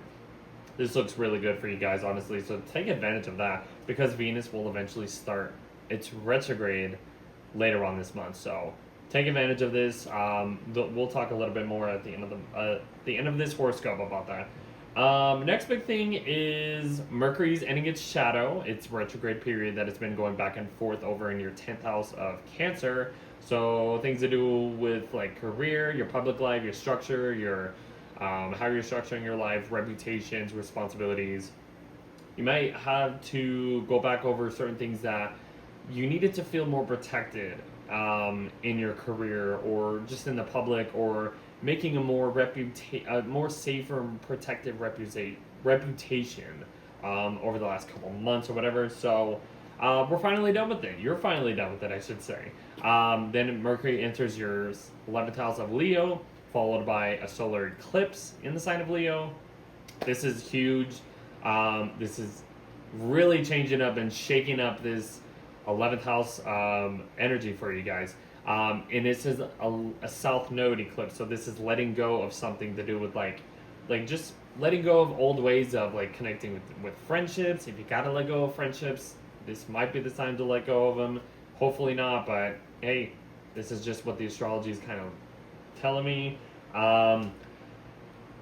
Like opportunities, any opportunities you might have to let go of, community service, working with groups of people, any social networks things. Let's see, like groups, alliances, audience. These are just other keywords, colleagues, huge financial earnings or whatever, bonuses. I don't know. There could be some, you'll see over time, like what has been shifted or what has been purged, what is shed the skin of this area of life. And all this stuff is happening here. Jupiter's already trying to create more abundance and give you more opportunities for this area of life, even though the South Node eclipse in Leo is trying to let go of it. This is kind of just closing a door, opening a new door, basically, kind of vibe or whatever. Jupiter, I will add, finds its joy in the 11th house too, so it's just adding that extra juice of Jupiterian, like growth, abundance, trying to just make you aware of like something much bigger than I don't know, it's like a larger than life type of energy or whatever, when you are a part of like a group of people or just an industry, I guess you can say, whatever it is. It's really just shedding the skin, closing an old opportunity, opening a new door for maybe better opportunities for you. That's what I'll say. Mars will enter your 10th house of Cancer. So even though Mars is in its sign of fall in Cancer, I would think for the positive note, this could help you be more have more of a safer, protective reputation when it comes to anything you are doing out in the public, how people are viewing you. If you need to be more protected over a certain responsibility or structure that you're trying to keep or whatever, might be a little bit crabby, might be a little bit on guard when it comes to certain things certain actions, I guess you could say, that you are putting out into the world or whatever. But for the most part, I know the positive thing is like Mars in the 10th house will give you the drive, the energy to achieve anything. Set a goal, set a protected goal, or go towards like this pathway that can bring more protectiveness in your career life, in your just public life in general or whatever. But yeah, just kind of try to be careful though. Mars is still in Cancer, so it's in its sign of fall. Little crabbiness, little passive aggressive energy could pop off in a way, so I'm just adding that. Next big thing, some outer planet connections are continuing, but then we get to, I believe, Virgo season. The Sun will enter Virgo, and then Mercury will enter Virgo. So they're entering your 12th house of Virgo, behind the scenes kind of house. A lot of subconscious energies might be, I don't know, spiritual stuff, subconscious, isolation, things to do with like trying to heal your mental health in a way, going towards places that can actually feel refreshing could be a bonus. That's what I like about the 12th house too. I mean, even though it's an isolated area of life for you, it's a way to just really self-undo and just let things go. You know what I mean? It's a purging house. It's a self-undoing house. I believe I just said that, but yeah, that's gonna be like the whole focus here. You know, Mercury's exalted in Virgo already. That's already putting your mentality towards like things that can feel, I guess, productive in a way.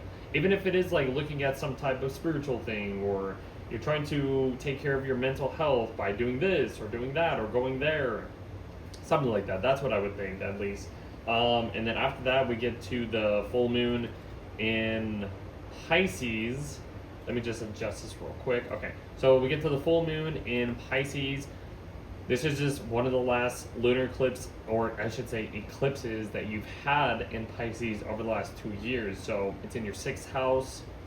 Reflect on a lot of like work situations, scheduling, physical health situations, maybe trying to take care and heal your physical health by operating better in a work situation, or just your daily routine life in a way, you know, trying to make ends meet, and you may had to adjust to big changes over the last couple of years. I don't know, maybe reflect on that. This is just having you more aware of what changes have been, you know, brought here in this area of life for you. 12th and 6th house are, you know, health houses. 12th house is, you know, mental, internal health, and then 6th house is like external health. So kind of like understand that side of that, I guess, if you want to say, think about that. Let's see. And then after that is Venus is entering shadow at 22 degrees of Libra. It'll eventually get into Scorpio, station retrograde in your 2nd house. Maybe some financial stuff might have to be changed a little bit. It'll go back into your 1st house of Libra. We'll talk more about that when we get there, but that's kind of where we are preparing for. We're preparing for the Venus retrograde cycle.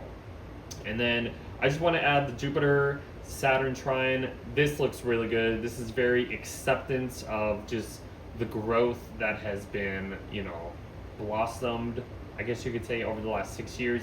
Reflect on the last 6 years of when Jupiter and Saturn made a conjunction at 0 degrees of Aquarius. So I've been talking about this for every sign. I just want you guys to like see how far you've come, even if there's been some long-term goals that you've been wanting to do, or you have been doing, and then you don't even notice the changes, but then you're like looking back and you're like, wow, my life has changed, or something like that.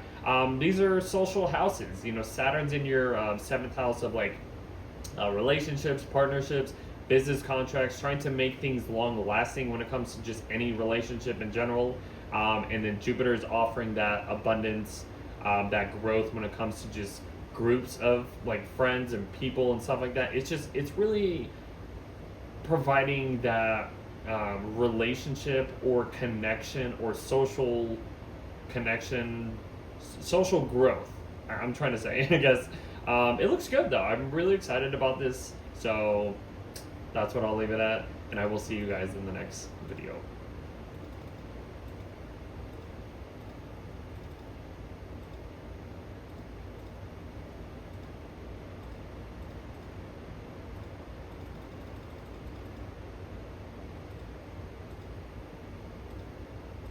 Okay, if you are a Scorpio Rising, this is your August horoscope. So we're going to start off with Chiron, the wounded healer, stationing retrograde in your 7th house of Taurus. So I've been talking about this, just giving you a little extra information, I guess you could say. Chiron is, like I said, the wounded healer. It's this point of our chart, or area of life, whatever you want to call it, where we experience kind of like a wounded, painful thing. But also, it can also help us heal wherever it's at. And this is in your 7th house, guys. So this is other people. So even if there's some type of cracks, I would think, wounded, painful traumas or whatever has been like kind of triggered, over time, once we get to April 2027 and beyond, you'll understand like, okay, that was, I was getting a little preview of that back last summer of Chiron in my 7th house from the Scorpio perspective, or whatever you'd say. This is going to give you the chance to really look at your relationships, partnerships, contracts, any intimate, I wouldn't say intimate like relationships, but just connections in general. You're going to have to find new ways to heal this. That's going to be the whole, I guess, challenge. I want to say challenge is like a bad thing, but this is going to heal your relationships, like in plain in general. So I'll leave it at that. I'll stop. We'll talk more about that when Chiron officially gets there, but just reflect on that, guys. Reflect on that. One of the next things, big things happening is Venus is entering your 12th house of Libra. She's entering her home sign of Libra, which is really cool. It's looking good. It's entering your 12th house of, Libra. It's in the 12th house of, like, behind the scenes, which is about, like, the hidden part. It's about subconscious, spirituality, or spiritual guides, addictions, mental health, seclusion, some type of loss, isolation, and stuff like that. But I would think, like, if there's any, like, I would say kind of be careful in relationships. I wouldn't say be careful, like, even if, like, this Chiron is in your relationship house, is trying to make you aware of some type of healing, a way of healing relationships. Venus going into the 12th house is kind of the same thing in a way. It's trying to find more ease, more peacefulness when it comes to just, I don't know, I guess the way you are attracting things. Not only relationships in general, but that could be similar.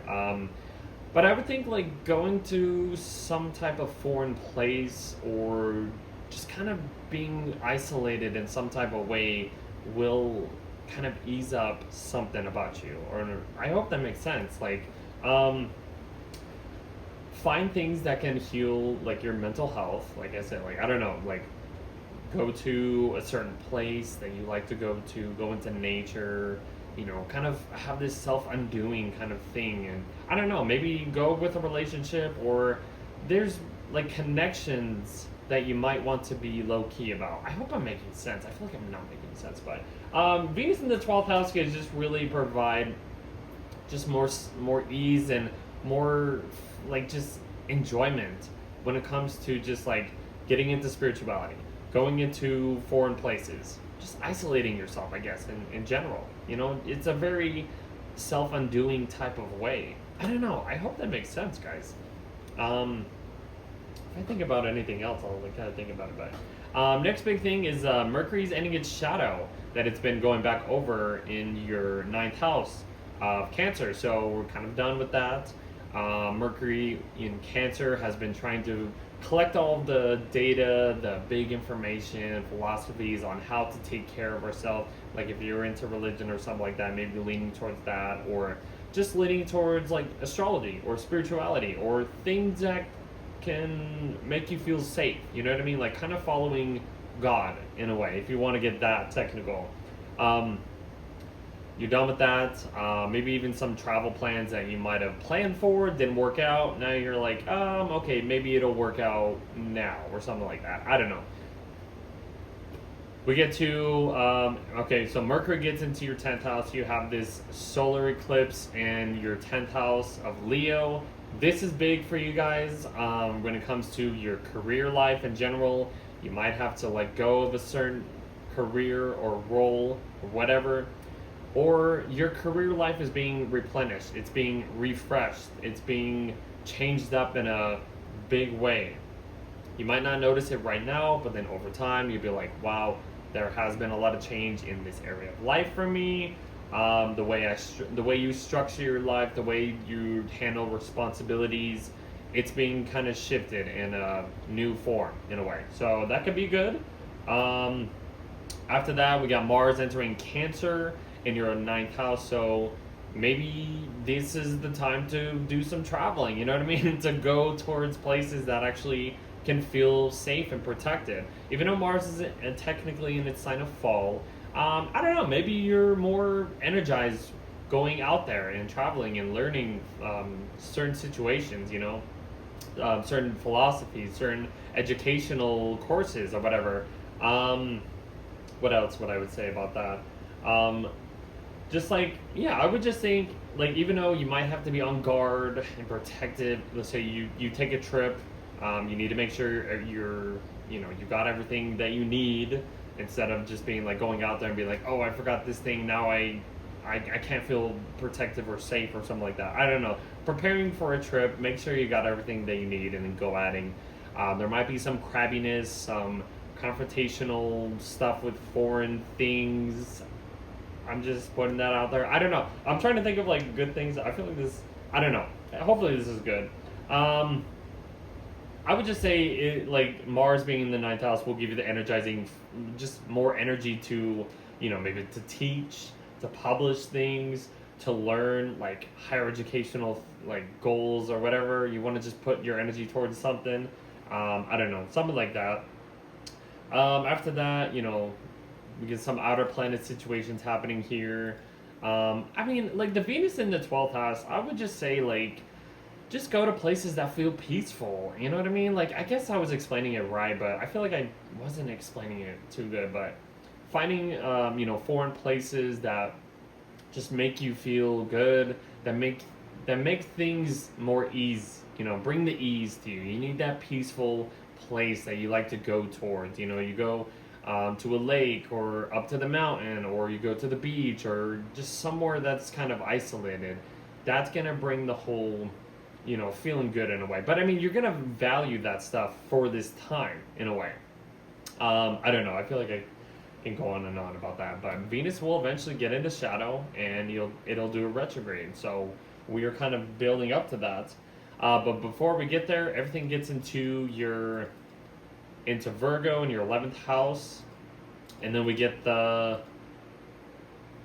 lunar eclipse full moon in Pisces in your 5th house. So this is right before Venus enters shadow. So I mean, the Sun and Mercury are going into your 11th house of Virgo, putting the spotlight on spending time with friends, doing a lot more community stuff, community service, leaning towards more social goals, social activities, networking online, doing stuff online or whatever, just connecting to your audience, or just linking forces with like just people that you share common lifelong dreams, lifelong goals with, or something like that. That can be like the time to just really enjoy and put yourself with that trend, that those people of yours or whatever.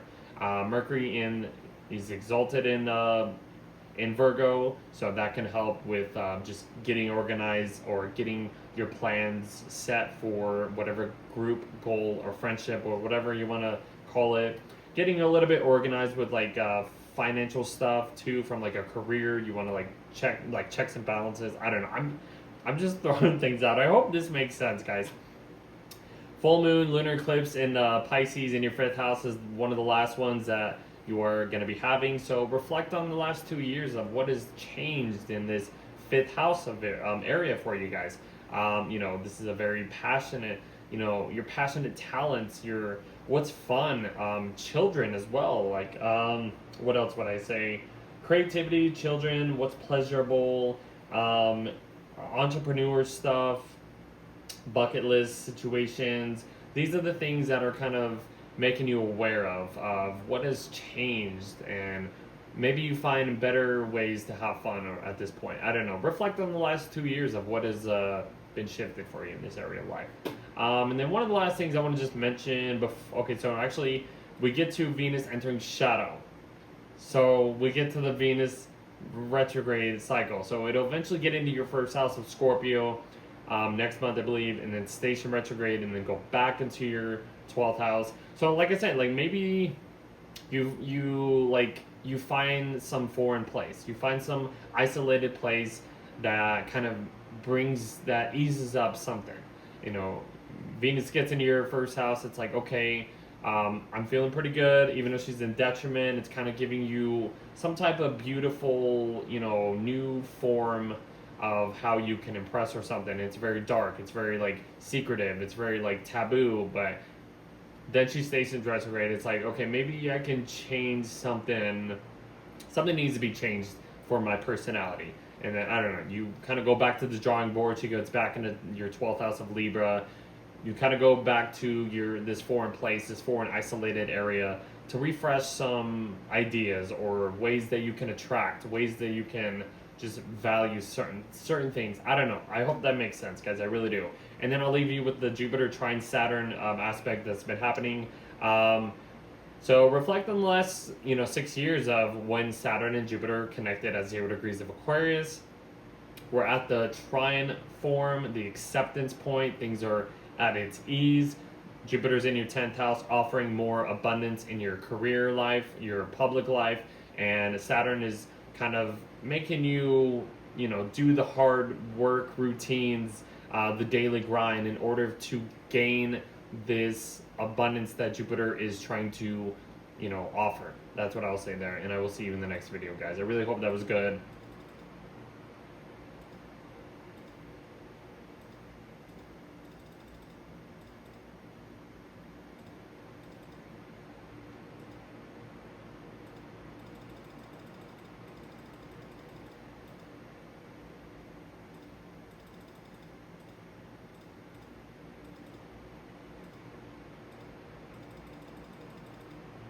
Okay, if you are Sagittarius Rising, this is your August 2026 horoscope. I'm a Sag Rising myself, so let's get into it.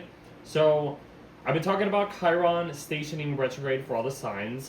This is entering our 6th house. It just entered our 6th house of Taurus back in June. So, whatever we can touch that we might have kind of understood or been, introduced to, in our 6th house of maybe our health, a certain work routine. We're going to have to adjust and kind of find ways to heal this area for our lives.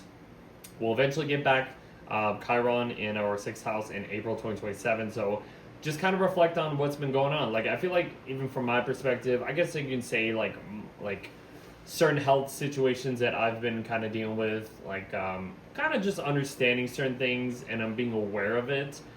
So that can be, I guess, something that you guys can understand too, or maybe relate to. I don't know. I'm just saying that. It's just health situations. But the next big thing is Venus is entering our 11th house of Libra, which is cool. You know what I mean? This is really connecting to people in our community. Connecting to friendships, spending time with just like groups of people or networking with other people. This would be a really good time to do that. I think so, before she gets into Shadow later on this month. But yeah, that looks really good for spending time with friends. Having more just fun get-togethers in a way, if you want to say that. Let's see. So the next thing is Mercury's ending its shadow period that it's been in our 8th house all summer long. Stuff to do with like shared resources, debts, loans, inheritance, psychological connections with other people, maybe kind of reconnecting to certain old people or something like that, or just really understanding, like, it's kind of a money house in a way. Like, if you have been trying to pay off some debt, maybe this whole Mercury retrograde thing, you're like, you've been having to do this, and I have to kind of look towards more safer and protective ways to relief certain situations when it comes to like money or just assets in general, or connecting your finances with a partner or something like that, and that can help adjust certain financial stuff. I don't know, something like that. But yeah, we're done with that. Mercury can finally join the party in the Leo house, in our 9th house. This looks really good for us. This is lighting the fire up. We're having a solar eclipse here in Leo. That is huge for us too. This is a really like shedding the skin of this philosophical area of life, like traveling, religion, legal matters, teaching, publishing, some higher educational like stuff or whatever. Like, even though we are probably gonna be blown away and like fired up about all this stuff, there's a huge change when it comes to this area of life for us, and we'll look back at this point and being like, wow, that was a huge change for us. Our ruler is in our ninth house of Leo, which is really good for us. This is just like extra Sagittarius energy, because Sagittarius energy kind of has that ninth house, vibe to it in a way. So there's a lot of just lighting this place up for us, and it's really looking good. Traveling will be maybe shifted in a way. Like I said, teaching principles stuff, ancient traditions, getting into more in astrology, spirituality. I don't know. I can go on and stuff like that. This looks really good for us, guys, honestly. So I'm really excited about this. Even if we have to shed a skin or some type of thing right here. Okay, so next big thing is Mars is entering our 8th house. So, I mean, Mars could help us, cut off maybe some debt or some situations when it comes to shared resources or whatever it is. We might just have to be on guard and feel more protective when it comes to just maybe using other people's resources, or I don't know, like getting like, okay, so let's see. So Mars is about confrontations, energizing, slicing things up, but also just it's in Cancer, it's in fall. It's like we have to be a little bit on guard in order to kind of maneuver our way through this thing or whatever. So I don't know. Intimacy will be a big thing. Maybe getting intimate with other people might feel a little protective if you have a significant other. I don't know, like maybe just getting into a certain like vibe or whatever with them, connecting. Maybe they can help us feel protected or something like that. I don't know. Mars in the 8th will give us more energizing energy to just like to really just like what would I say?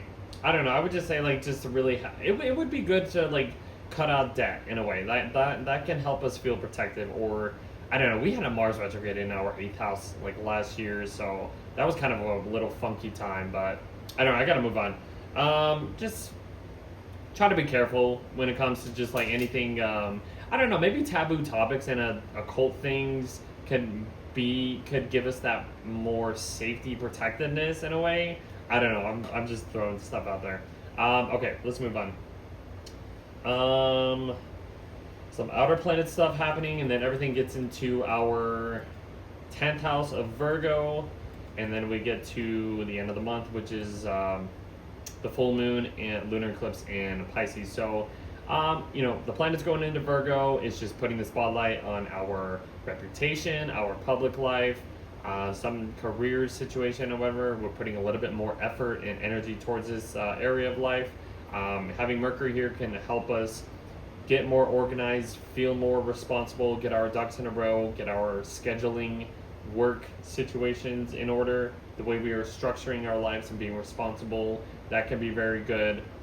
The lunar eclipse in Pisces is really just having us more aware of all the changes that has been eclipsed in our 4th house, let alone our 10th house of Virgo too, over the last couple of years.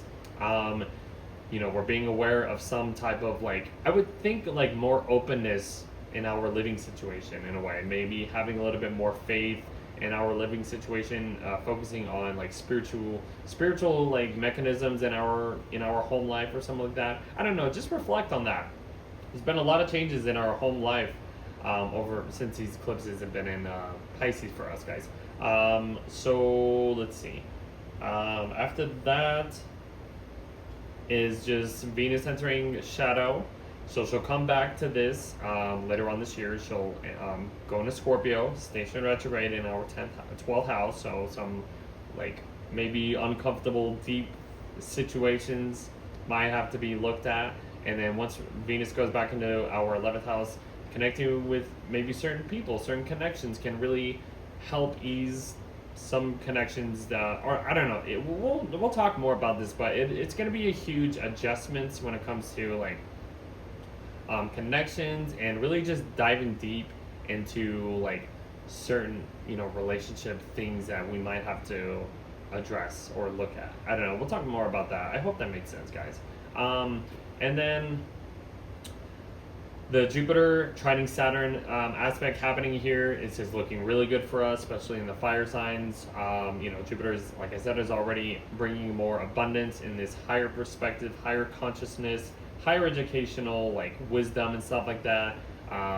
Teaching, publishing, all that stuff. And then Saturn is kind of giving us a chance to kind of work towards more like stability when it comes to any creative goals, creative hobbies, like entrepreneurship stuff. Trying to, I would think like that. Like these creative hobbies, maybe like for me, I do this YouTube thing or my merch or whatever. Maybe at this point, this could help me be aware of like this, how much I've gone through over the last 6 years when they made the conjunction at 0 degrees of Aquarius. This looks really good though, honestly, guys. These creative hobbies, these ways of these creative talents or whatever, creative ways to like earn something, is going to be long lasting, and it's being approved by, publishing this Jupiterian energy. I don't know. I could go on and on. I really hope that was good. It looks really good for us, guys. So that's where I'll end it at. See you in the next video.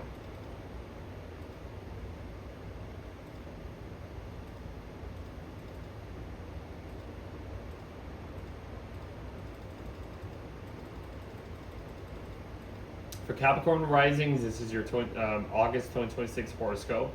So I'm going to start off with Chiron stationing retrograde in your 5th house.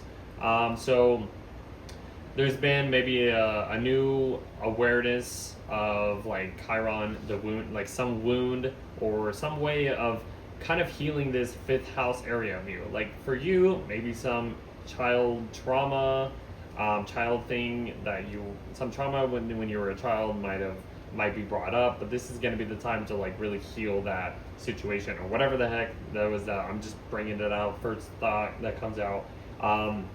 Romance, entrepreneurship, maybe just things that are fun, you know what I mean? You're healing a new form of fun for you. And we'll talk more about that when Chiron gets back into Taurus in April 2027, but just kind of starting off with that. Venus will enter your 10th house of Libra, and that is going to just give you the chance to really receive more peace, more like fairness when it comes to anything in the public, maybe like your public life, a career or something like that. You want to kind of bring more balance and ease when it comes to any responsible thing that you want to be known for, what people are seeing you as in the public. Let's see, Venus in the 10th, yes, it could square some type of any planets that you have in the 1st house, but for the most part, Venus is looking really good for to be in Libra. It's going to eventually enter Shadow later on in the month, but that looks good to just try to create some fair balance and just peaceful things in your public life or whatever. Next thing, Mercury's ending its little shadow retrograde territory that it's been in your 7th house all summer long. You're finally done with that, going back over certain things to find protected connections, safer connections or whatever, safer contracts or whatever's been happening for you. You're finally done with that. Everything ends up going into your 8th house of Leo. You have a solar eclipse in Leo happening in this time. This is just really shedding the skin. It's changing this new form of how you use or borrow shared resources, get a little bit intimate, deeper into these connections that you have. It's a money house. It's other people's money house.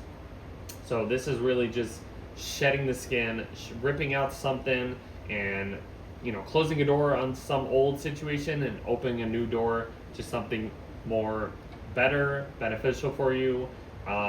Linking to financial things with a partner could actually help. Trying to negotiate some financial things with maybe a contract or just anybody that you can inherit beneficial things when it comes to whatever it is that you're dealing with. I don't know. That's what I could say. Um, let's see. After that, Mars is entering your seventh house of Cancer, so kind of you might have some confrontations with relationships, maybe some crabbiness from other people onto you. You might have to do a little bit. You might have to put more focus onto other people on trying to find secure, protected connections. I don't know. Mars in the seventh is really putting a lot of energy into other people, like partnerships, even if it kind of doesn't feel right. You might have to deal with some situations or whatever.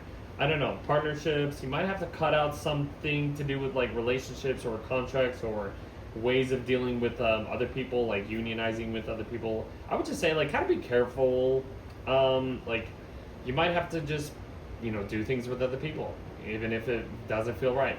It is opposite your sign, so kind of compromise some situations, try to find some balance. Venus is in your 10th house of trying to balance out certain situations, so that's another thing that you could be aware of.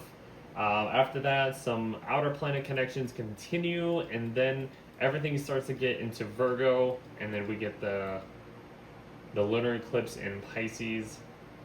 We'll do right there. Okay, so the Sun and Mercury enter your ninth house of Virgo, so that could be very good for the Earth signs, getting grounded, trying to get things more productive. You have Mercury there. It's exalted in Virgo. It can help you get more organized. It's in your ninth house, though. I mean, this is about just, expanding your mindset on something. Traveling could be a good thing to do, and learning some new things about foreign places. Anything to do with like educational things could be a good thing to put your mindset towards, or just whatever it is. Philosophies, legal matters, traveling, higher educational things, publishing, teaching could be another thing you could be doing. Just kind of putting your mind to work. And I don't know, the whole Mercury and Virgo thing is just getting your ducks in a row, getting things organized, but it's kind of like getting a new perspective on things. I don't know. Learn something new, learn something new, or go explore and learn some new information. I don't know, something like that. You have the lunar eclipse, one of the last ones in Pisces in your third house. What has changed in this third house area for you guys? You know what I mean? This is the last awareness of the lunar eclipse in Pisces, or eclipse in Pisces, I should say. When it comes to like communication things, learning basic stuff, kind of like I said, like if you want to plan a trip, the lunar eclipse in Pisces can help you, like, I guess, gather certain information or certain things. Getting your ducks in a row. You gotta grab. You gotta make sure you have this and this before you just kind of go out there. I don't know. I would just say, like, writing projects, transportation, mainly transportation. I would think. Get your car situated. If you want to take a long distance trip, make sure your car is in good shape. Something like that. Connecting with siblings, relatives, rituals, social life, social media. I don't know. Reflect on the last 2 years of what has been shifted in your immediate environment. Close connections. Any of this stuff, like short-term trips, or not even short-term trips, but just like learning, interacting with other people, neighborhood situations. I don't know. I'm just throwing third house things out, but a lot of changes. You're finally understanding a lot of, like, this is a completion of what has been changed, I guess. I hope that makes sense, guys. And then after that, that's literally at the end of the month. Venus will enter shadow in your 10th house. She'll come back to this point eventually. She'll enter your 11th house of Scorpio, station retrograde, and then come back to your 10th house later on. We'll talk more about that. I want to end with the Jupiter trine Saturn aspect happening here. Jupiter's in your 8th house, trying to grant you more, financial abundance, trying to, I would just say, lean towards the money, you know what I mean? The money could help, in like investments or something, like your savings or whatever, like lean towards shared resources, maybe loans, debts can actually benefit some type of growth. Saturn's in your 4th house of like your living situation. Maybe you need to, take out a loan for a certain house, a certain mortgage, or something to do with that. That's a possibility that I would say. So I will end it like that, and I will see you in the next month, guys.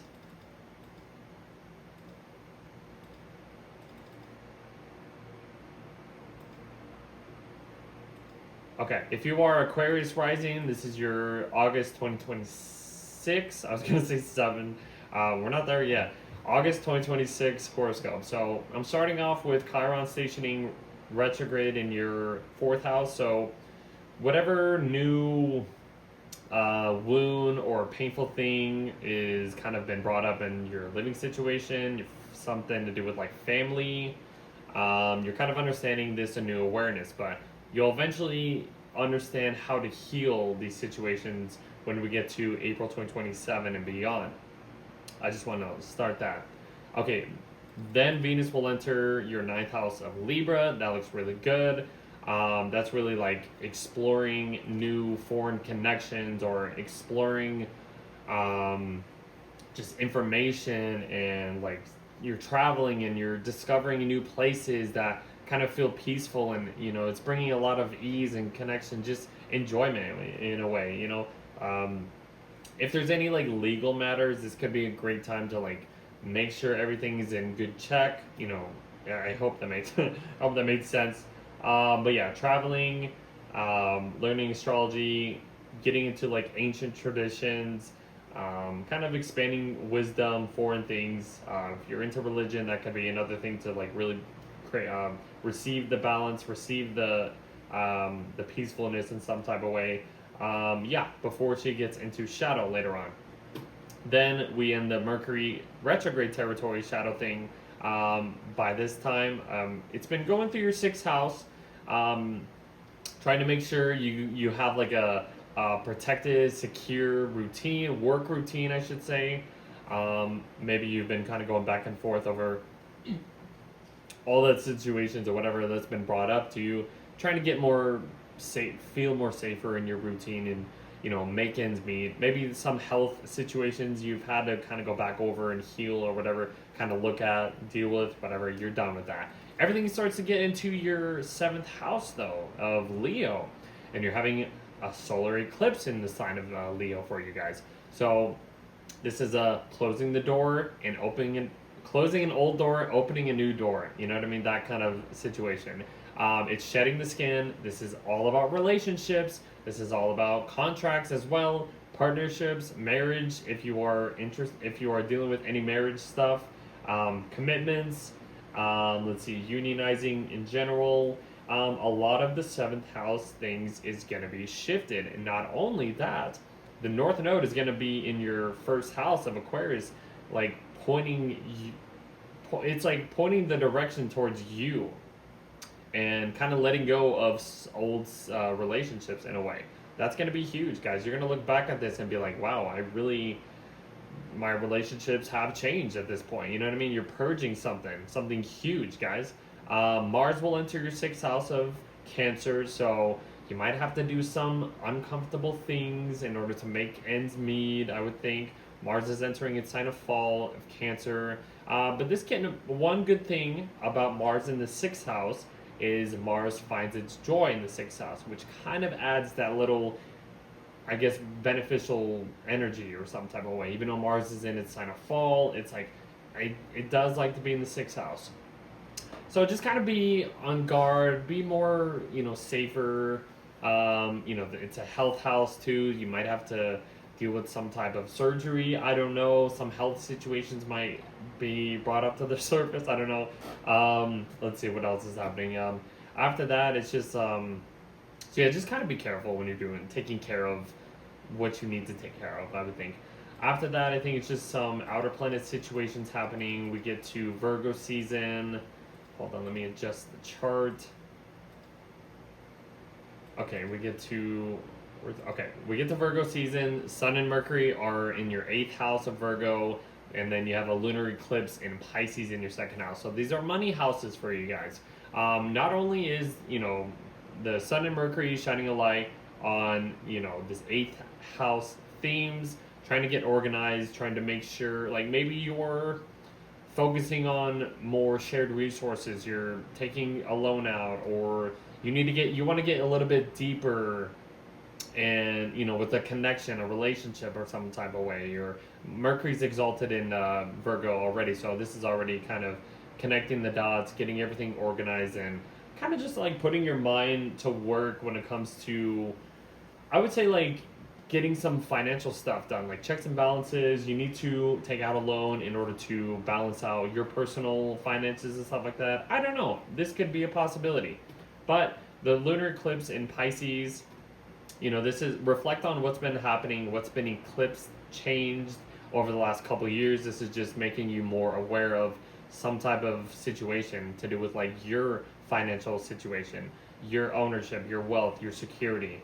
How has that blended or changed or shapeshift, you could say? How have you changed your way of like earnings and stuff like that? I don't know. There's been a lot of changes happening in these money houses for you guys. So I will end it there. I mean, then you have Venus entering Shadow.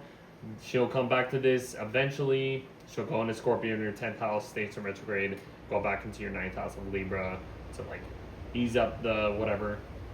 Venus retrograde begins right here. And then I will end with the Jupiter-Saturn trine. They are in relationship houses, actually. Jupiter is trying to expand your relationships, these contracts, these whatever it is, you know what I mean, for the most part. It's trying to benefit these other people with you, relationships in general. And then Saturn is just trying to kind of possibly have you stabilize some way of communicating, some way of like learning some situation, something to do with like if there's like a writing project or your transportation in general. I don't know. These are connection aspects that is being accepted. Look back over the last 6 years, or reflect back of when Jupiter and Saturn made a conjunction at 0 degrees in your first house at the end of 2020. This is the acceptance point. This is the point where you are seeing the blossoming of these connections, of how other people can actually help or have helped you grow, or something like that, or what's going on right now. I don't know, something like that. I'm just throwing stuff out there. I hope that made sense. I will see you in the next video, guys.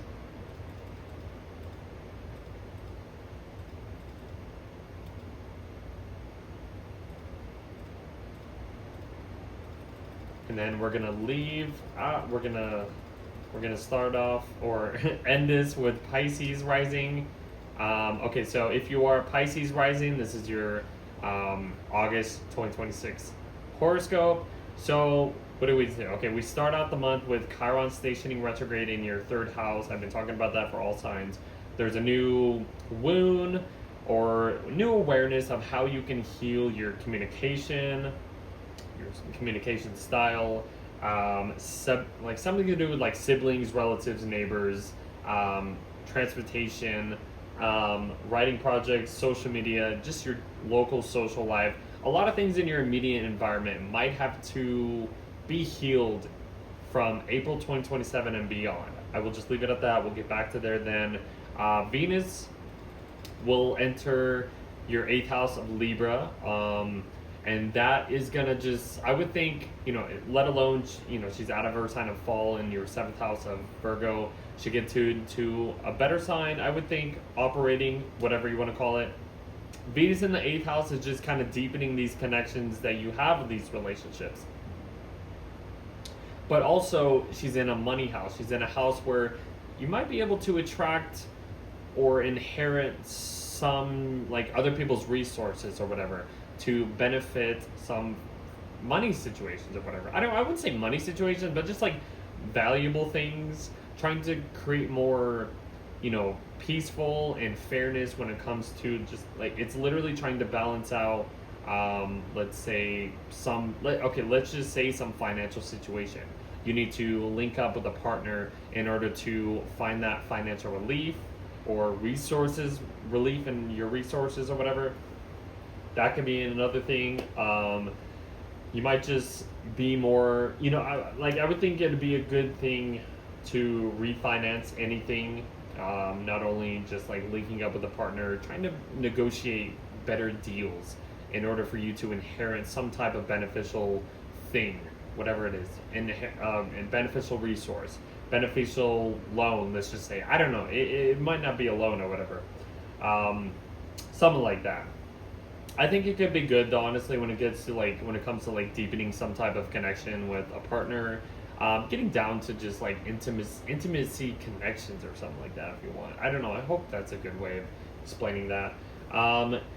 Mercury's done with the whole retrograde thing. It's been going back and forth in your 5th house, so you're kind of done with that. You've gone over the information that you've been trying to be more protective when it comes to just like just like things that are fun. You know what I mean? I don't know. Your inner child. I don't know. Whatever. You're done with the whole like 5th house thing. So things to do with like you're trying to build a creative hobby. Let's just say a creative project, or you wanted to have fun, but then you were like, I need to be more protective when I have fun or whatever, or something like that, or like with a romance interest. I don't know. You're done with that. Let's move on. You get to okay, but then we get like this huge Leo Stellium happening in your 6th house. So this is a huge purging moment when it comes to like your work style, your way of making ends meet or whatever. It's kind of like releasing a old routine, and then you're kind of shifting a new routine, a new pattern, a new way of taking care of something. Some health issue might be brought up that you might have to really take care of, let go of, something to do with like a work routine, a health situation. I don't know. This could be big for you guys, honestly. Your wealth, some type of maintenance. I feel like that's a good way of explaining this. This is a good maintenance, kind of replenishing this 6th house for you, trying to get everything organized in some type of way for you to operate better when it comes to working in general, or doing services or some kind of whatever, taking care of your own health or whatever. You need to like maybe be aware of something or whatever, and you have all this stuff in your 6th house. This is where some type of growth will happen eventually. There's a lot of things happening for you guys here. So even if you might have to adjust to these circumstances. I can't even talk. It's been a long video. And so that's kind of what I would say about that. Mars is going into your 5th house. This will kind of give you the energizing force to, do some fun things. Mars is entering its sign of fall, but I mean, it is in a water sign, so it could probably be a little better for you, trining your Pisces 1st house.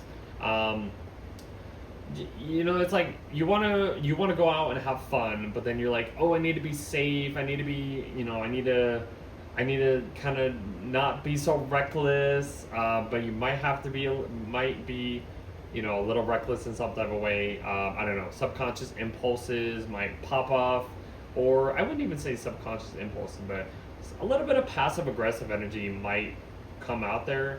But I don't know. Like Mars in the 5th house. You might be more protective over children in a way. That could be a plus. That could be a huge thing.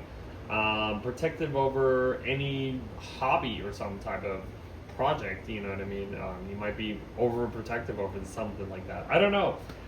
Dating, fun, like you might be a little extra when it comes to or on guard when it comes to certain dating situations. I don't know. I hope it doesn't have you I don't know, going off the charts or whatever, but finding pleasures and stuff like that could be a good way to find more safety and easiness, just enjoyment. I don't know. Find some enjoyment, I guess. Hopefully, there might be some confrontational, stirring the pot energies as well. So, I don't know, just try to be safe if you do anything fun. After that, everything is just going into Virgo. There's some outer planets situations happening here. Hold on, let me adjust the chart. Okay, so there we go. So we get the Sun and Mercury in your 7th house of Virgo. So this is really kind of focusing on other people, trying to find that balance with other people. Maybe you have to partner with people or do a little bit more, put more energy and time with other people or something. You have the lunar eclipse in your first house of Pisces to really make you aware of like this new personality, this new aura, this new energy of how it's been like shifted and like changed up your whole being over the last couple of years. You know, you've had all these eclipses in your seventh and first house, so you know, reflect on that. You know what I mean? This is just one last awareness of like what changes has appeared, like has a like unfolded or whatever. Like you are not the same person that you were 2 years ago. You know what I mean? That kind of stuff. And you know, just having you know, the planets in your seventh house, connected with other people, just kind of getting, I don't know, more productive with other people. If there's a partnership you want to do with other people, this could be a good time to, you know, get organized. Mercury's in its exalted sign of Virgo. This can, like, other people could help you, I guess, balance something out. I don't know. This is you and other people, but the moon is being eclipsed in your first house. Being aware, showing you a different side of maybe who you really are, something like that. Venus enters shadow, and then she will eventually go into retrograde, and then in Scorpio, and go back into Libra, all that thing. We start the Venus retrograde at that point. And then I want to just end with the Jupiter trining Saturn aspect. Yes, Jupiter is in kind of like a work house. It's trying to expand, no matter what it is, if it's like a health issue or expand more work on top of like it's like piling up more work in a way. But I would think the Saturn in your second house is trying to build a long-lasting foundation when it comes to some type of security.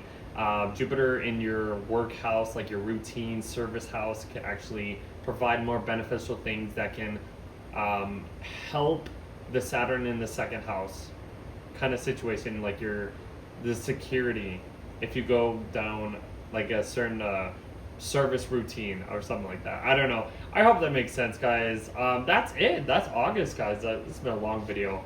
I really hope you guys enjoyed this video. I'm super excited always to do these videos. If you want more information, look at the box in the description box below. Follow me on, you know, Instagram, Codifer or whatever. August is going to be huge, guys. We're going to look back at August and being like, wow, that really was, this whole summer, we're going to be looking at this and be like, what a summer we just kind of gone through. So I really hope it made sense. I really hope the explanations, the predictions can, you know, you guys can relate or whatever. So I'll leave it at that.